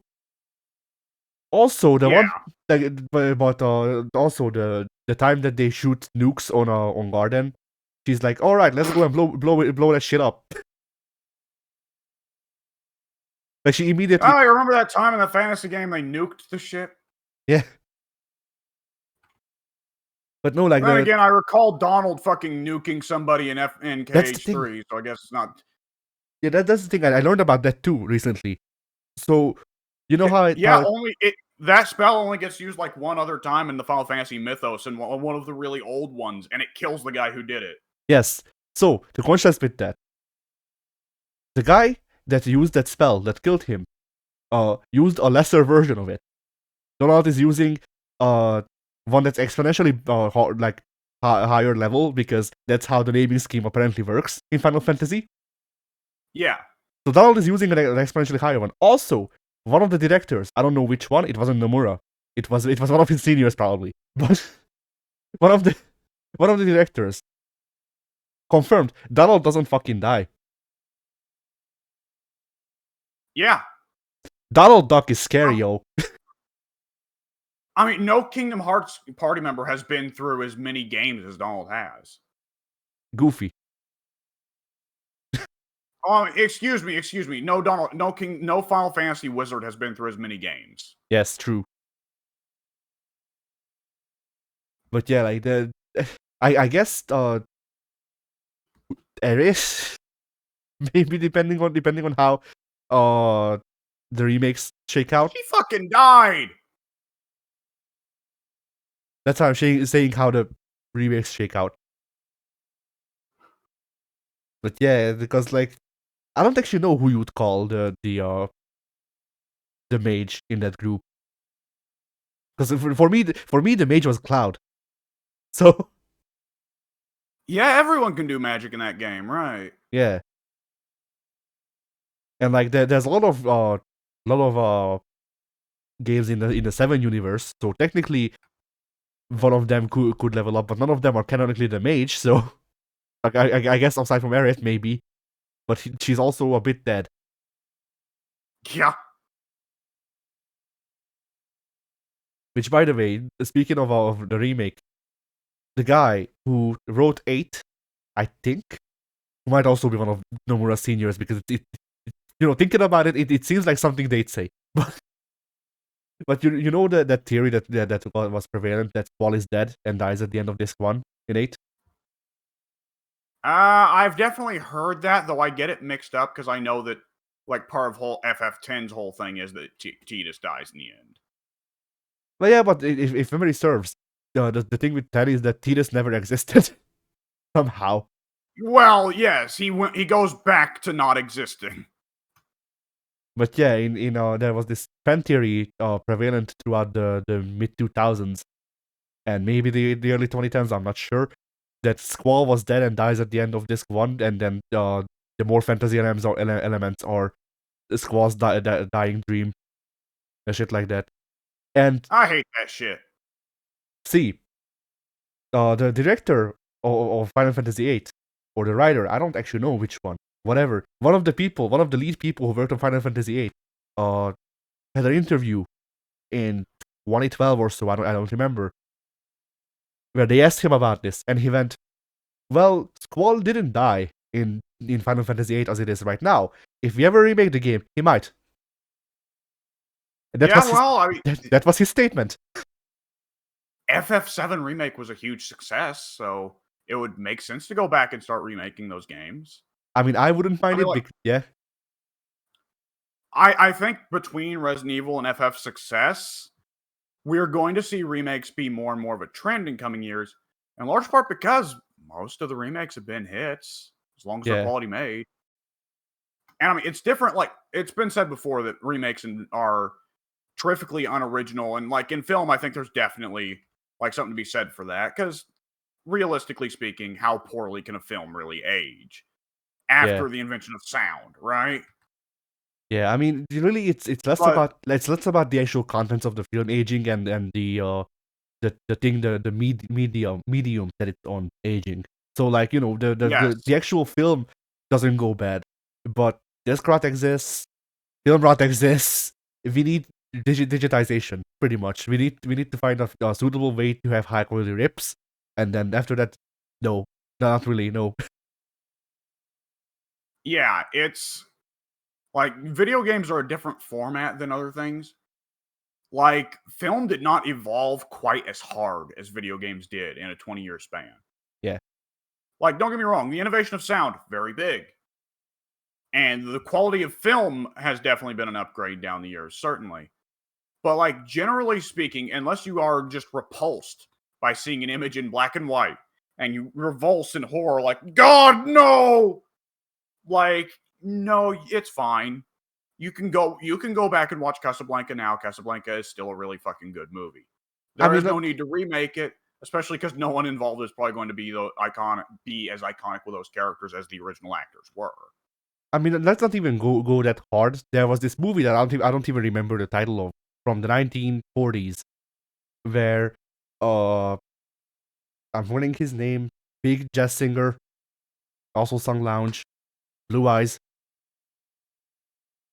Sinatra? Yes, Sinatra. Sinatra plays himself as the mafioso leader, and like the only thing that aged in that movie wise was the portrayal of kids. Where like I can look at that and go, okay, that was contemporary. Because the child was portrayed very cartoonish. But Yeah. that was the style at the time. Aside from that, That was a style at the time. yeah. Like aside from that, I still enjoyed the movie. It was still like, they obviously didn't have a I was gonna say they obviously didn't have a large budget, but what it really was is that they had a sizable budget but blew it on Sinatra. but, Yeah. but yeah, like they did what they could, and I still enjoyed the story the movie was trying to tell. And at the end of the day, what's a movie supposed to be? An enjoyable story. So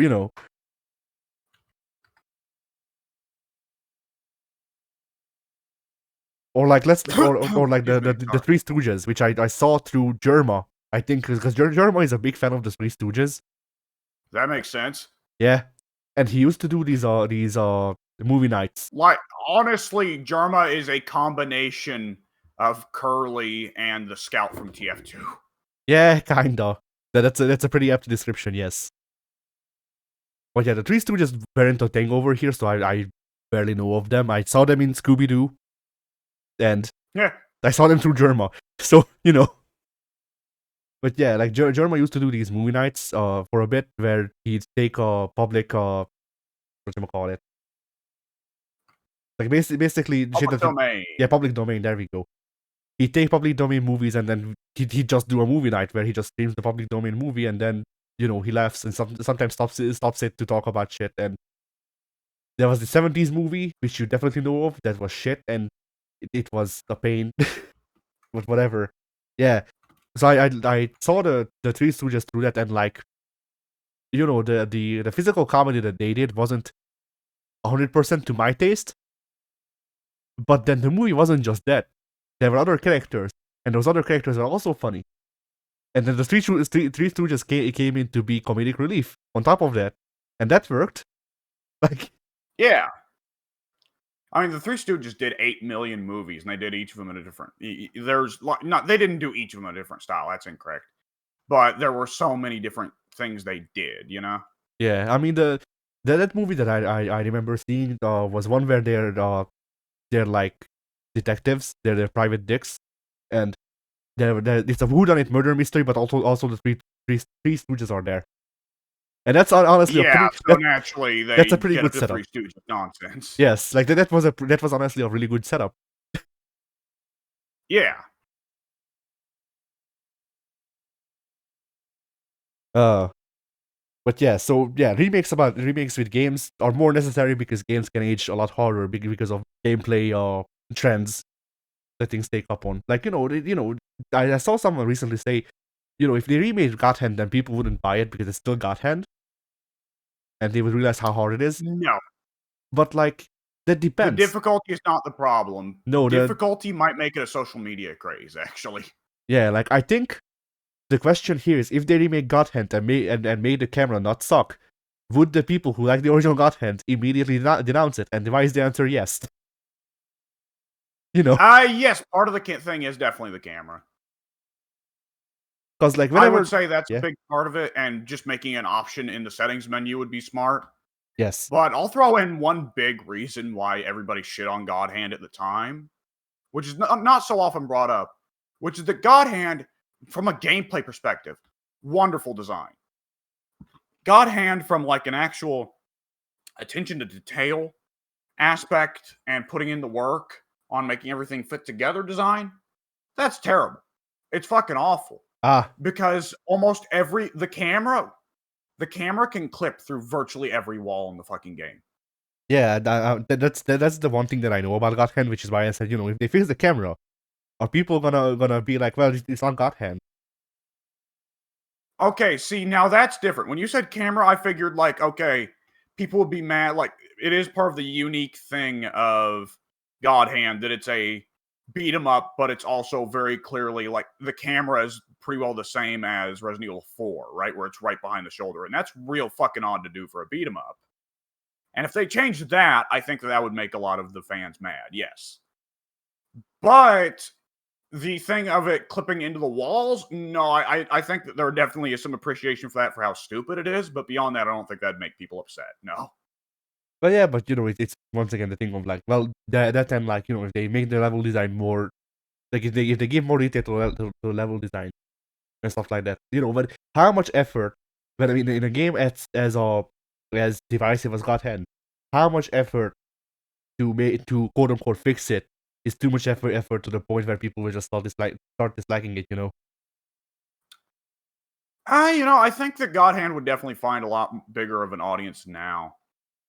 But at the same time, like it's always been an odd niche product that could succeed now on basis of memes and the fact that everybody knows the Imagine Babies thing, right? Yeah. So that in itself has given God Hand some notoriety that it would get it some eyeballs. Okay, now imagine But this: they remake God Hand completely. It's a lot more modernized. Capcom licenses out Imagine Party Babies. If you pre-order God Hand, you also get a copy of Imagine Party Babies. see, now that would be a modern day Barbenheimer, is what that would be. Yeah. Barbenheimer now is in the distant past, as we all know. Of But course. that would be bringing it into the 21st century, brother. And this time, it wouldn't piss off Japan by making fun of by the official Barbie account making fun of one of the bombings.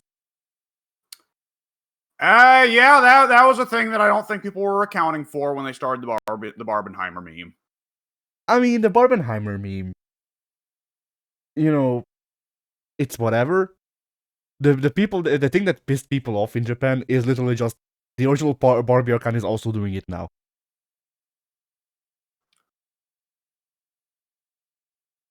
Yeah, it's just a little bit fucking awkward. Yeah. And like, the multiple people were like, I don't have any problems with the movie Oppenheimer. It's just really important that Barbie is doing this. Yeah. So yeah. What was I gonna say? Yeah, like remakes. If they remade 8, made the junction system make more sense, made the tutorials not suck dick, gave more character Meh. gave more character development to the side cast instead of it just being Rinoa and Squall's story.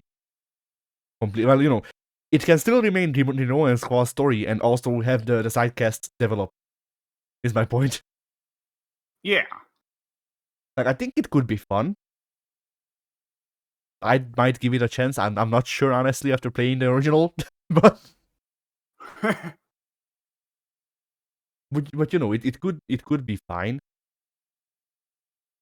I don't really know what other games really need a remake.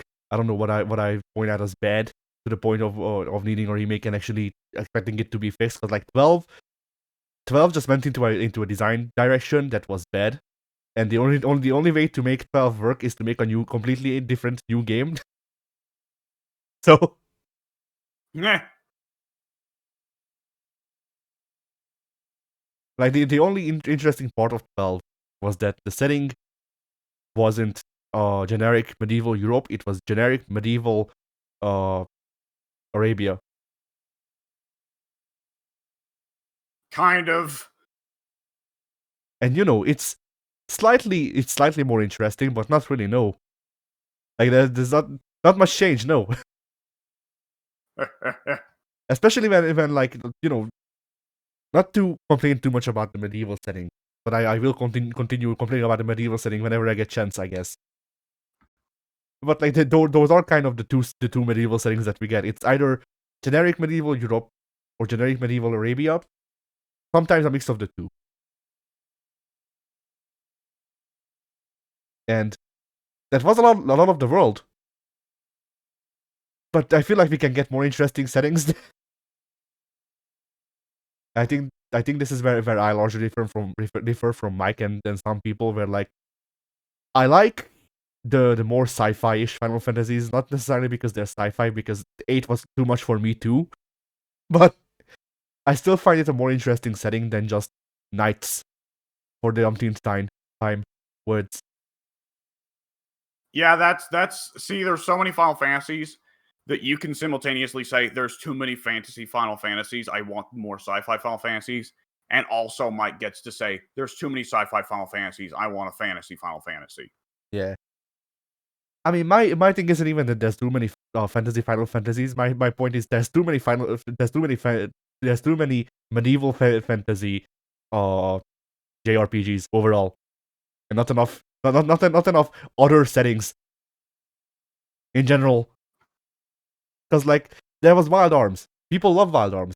I looked at Wild Arms and I went, hey, that looks like a cool cowboy JRPG. I haven't played a cowboy JRPG. Might be fun. It wasn't a cowboy JRPG. You were a knight with a fucking revolver. That's funny.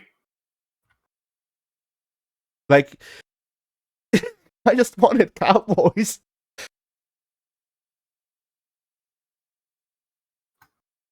Like, some of the music was cowboy inspired, but I think the promotional art for the main character was cowboy inspired. The actual like gameplay, the actual stuff in gameplay and all that, the only difference was this one character has a gun. He also is a knight, but he also has a gun. Good for him. And you know, I wish I was a knight with a gun. But you know, that was just such a big disappointment for me. Because you know, the more I play JRPGs, the more I find that I actually kind of like some of them when I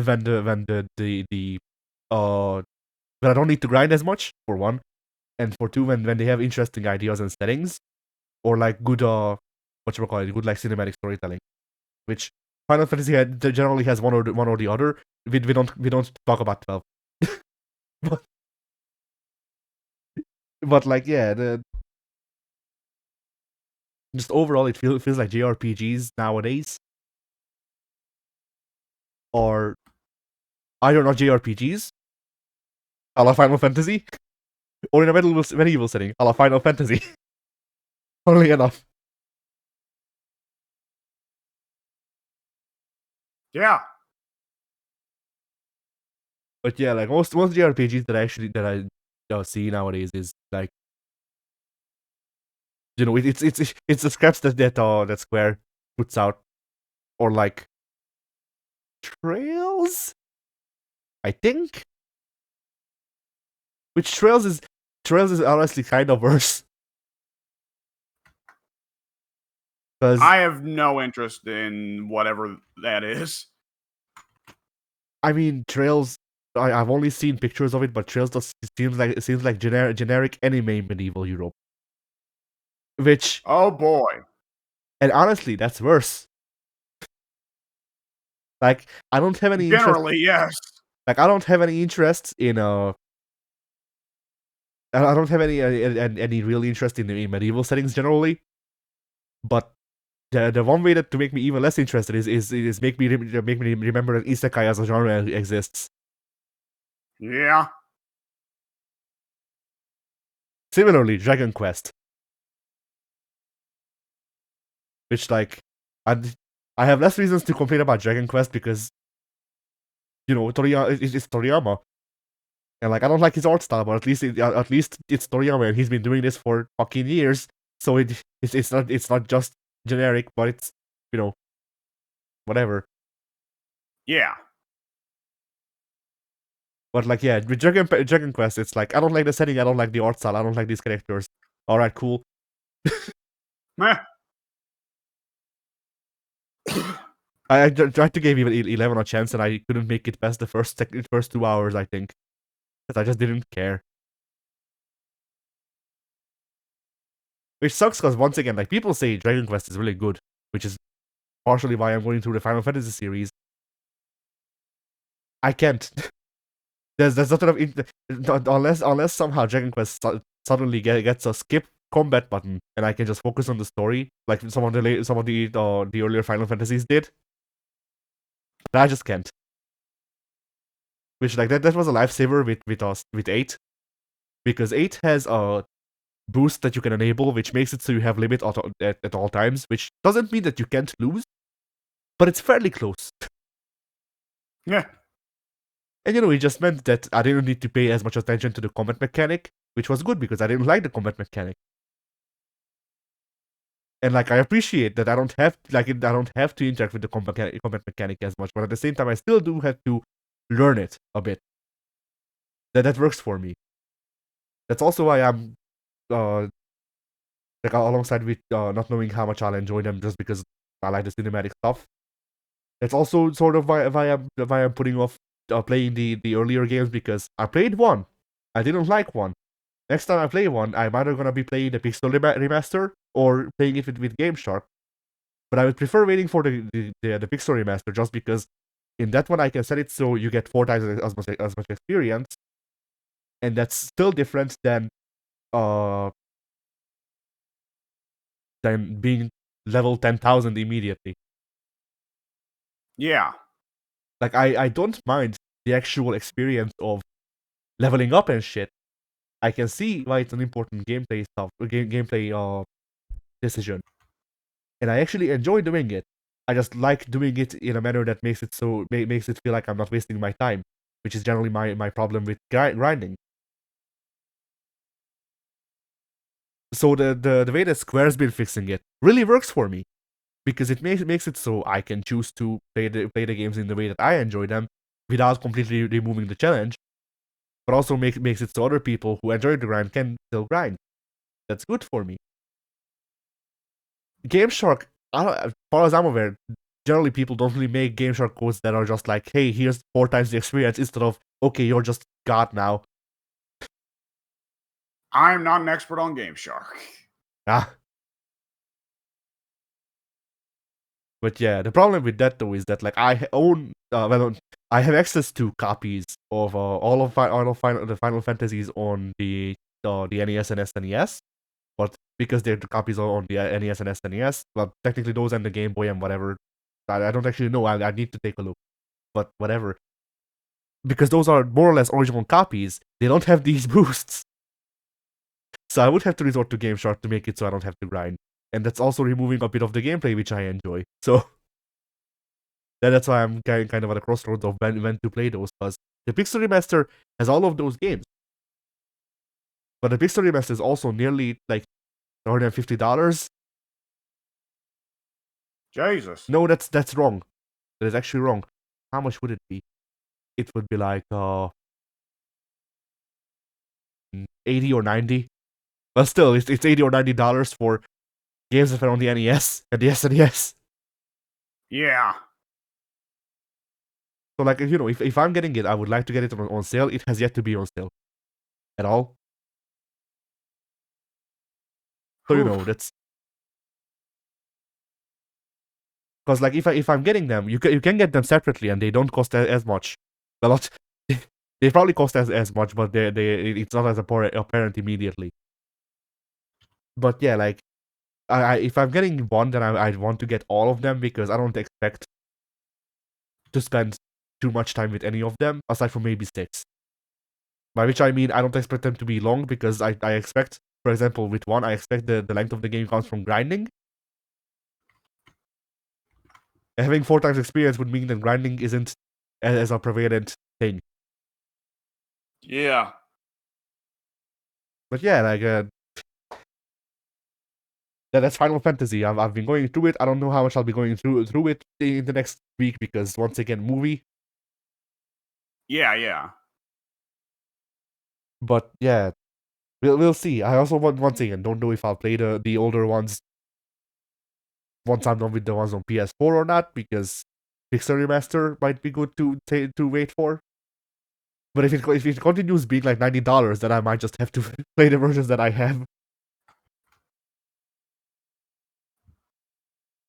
So anyway, your week. Now that we're done with 3 hours of mine. Let's see. Watch through most of The Wire. About halfway through season 4. 4 out of 5 seasons. Yeah, still really good. Still really, really good. High quality stuff about shitty cops and shitty criminals and how the system fucks us all up.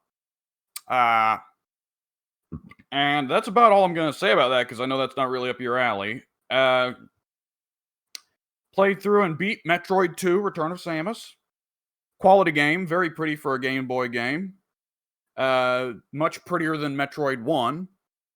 And unlike Metroid 1, they do not just use the same 4 or 5 repeating rooms.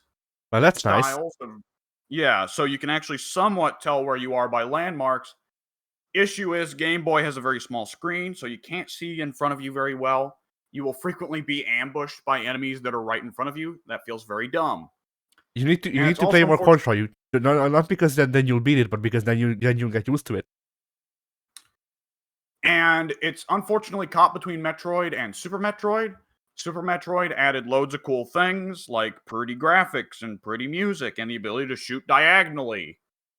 Metroid 2, you still can't do that. And the bosses, the Metroid bosses of the game that you're committing genocide on, almost all are built to deliberately attack the player diagonally because the game designers knew you couldn't attack diagonally, which feels a little bit goofy. And that the Metroid bosses in that game would be kind of a joke if you could attack diagonally. So that's funny. Nonetheless, it's solid. It's a very good Game Boy game. Original Game Boy, that is to say. Yeah. Also, have played through most of Super Metroid, though it's kind of fallen off since I got into Conan Exiles. Super Metroid, yeah, I've gotten pretty well, I think, to the last 2 zones. I think Meridia and Ridley's Lair are the last 2 zones. I'm not for certain. Either which way, Super Metroid, very, very pretty game. Very well designed game. Lots of fun to play. Lots of cool gadgets to get. Getting around the world is a little bit of a slog. There's no fast traveling because it's the first Metroidvania for all intents and purposes. Well, Metroid, the original Metroid was the first Metroidvania, but Super Metroid was the first Metroidvania that's worth going back to for a modern day individual, right? See, I played both and I didn't like either. Really? You didn't like Super Metroid? No. But then you're crazy. But then you also have to keep in mind that well, for one, I didn't get very far.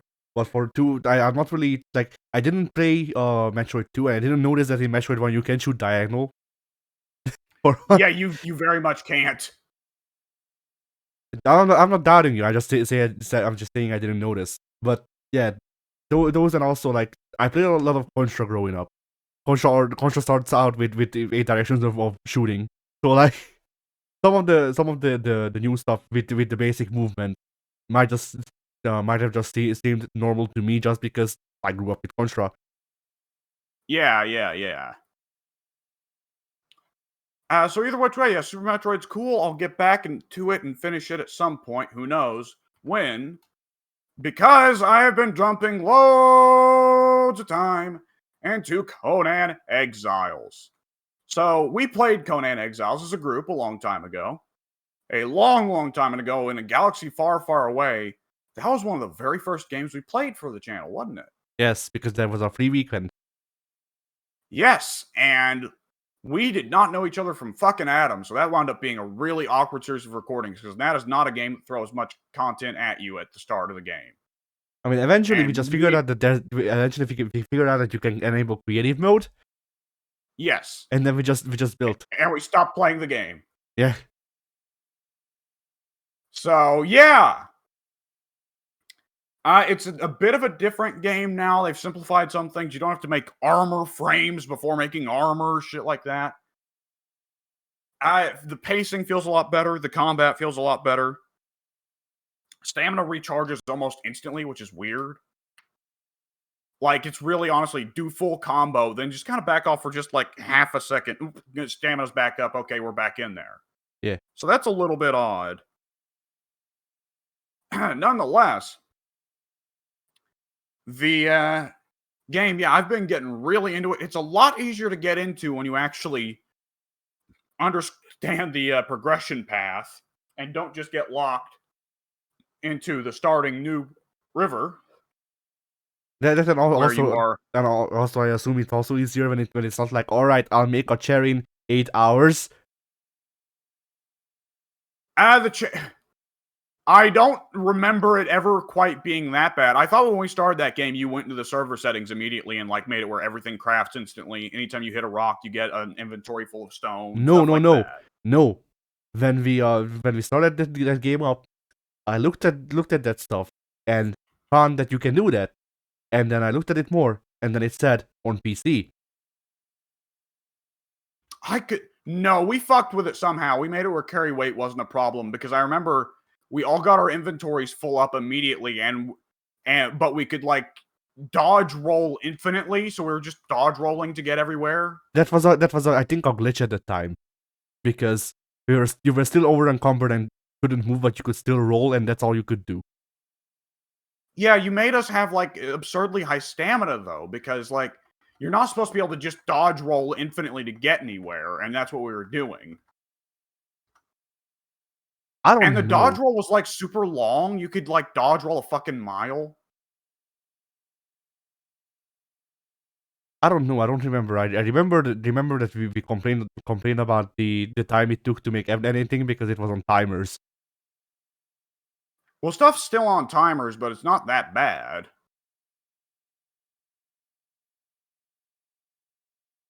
So, either which way, yeah. It's a different experience to play. Like, it's a different experience to play without the weird, without the stuff we had put on our server. It's a different experience to play with it put like this now. It's a different experience to play it in single player because there's just generally less encouragement to just, I don't know, do stuff.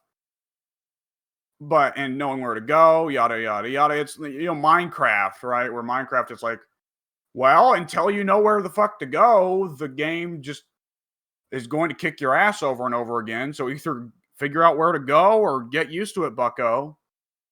Well, I guess I can figure it out where to go. Yeah. Either which way, yeah, I've been dumping a load of time into this game. They've added a bunch of cool things. I've been doing sorcery. I've been sacrificing people to the dark gods and using their blood to make horrible demon summonings. It's quite cool. Oh yeah, I also And that's remember. I also remember how you were like, "Hey, I saw that you can do big kaiju battles," and then the game forced one of the kaiju's to disappear. Yeah, because the PS4, no, the Xbox One couldn't handle it. Yeah. Like, the Conan Exiles is one of those games where it's like, why did this get put on console? Yeah. Mm. Which, yes, that is another big difference. I am playing on my PC. Either which way, I mean, you know why they put it on console. Now that I think about it, the money. Well, yes, money. They didn't put it on like, we just feel like it. We don't think this is gonna make any money. We're gonna put it on console for shits. I feel like I've heard about an indie game doing that and then selling too well for their own. Like, I don't remember what it was, but it was like uh some indie game had some like budget left over from like either from production or from getting released on Steam, and then they just went, fuck it, I guess we'll just port it to some console. Maybe it was PS4 or Switch, I forget. And then the console version outsold the PC one. Yeah, that makes sense.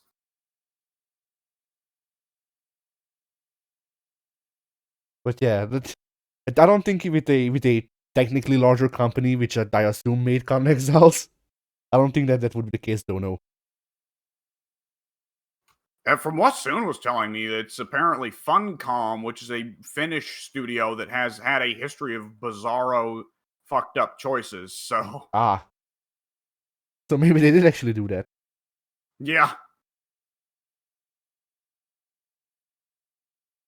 Either which way, it is cool. And that is really about the extent of my week. All right. Well then. Bye. Oh, oh.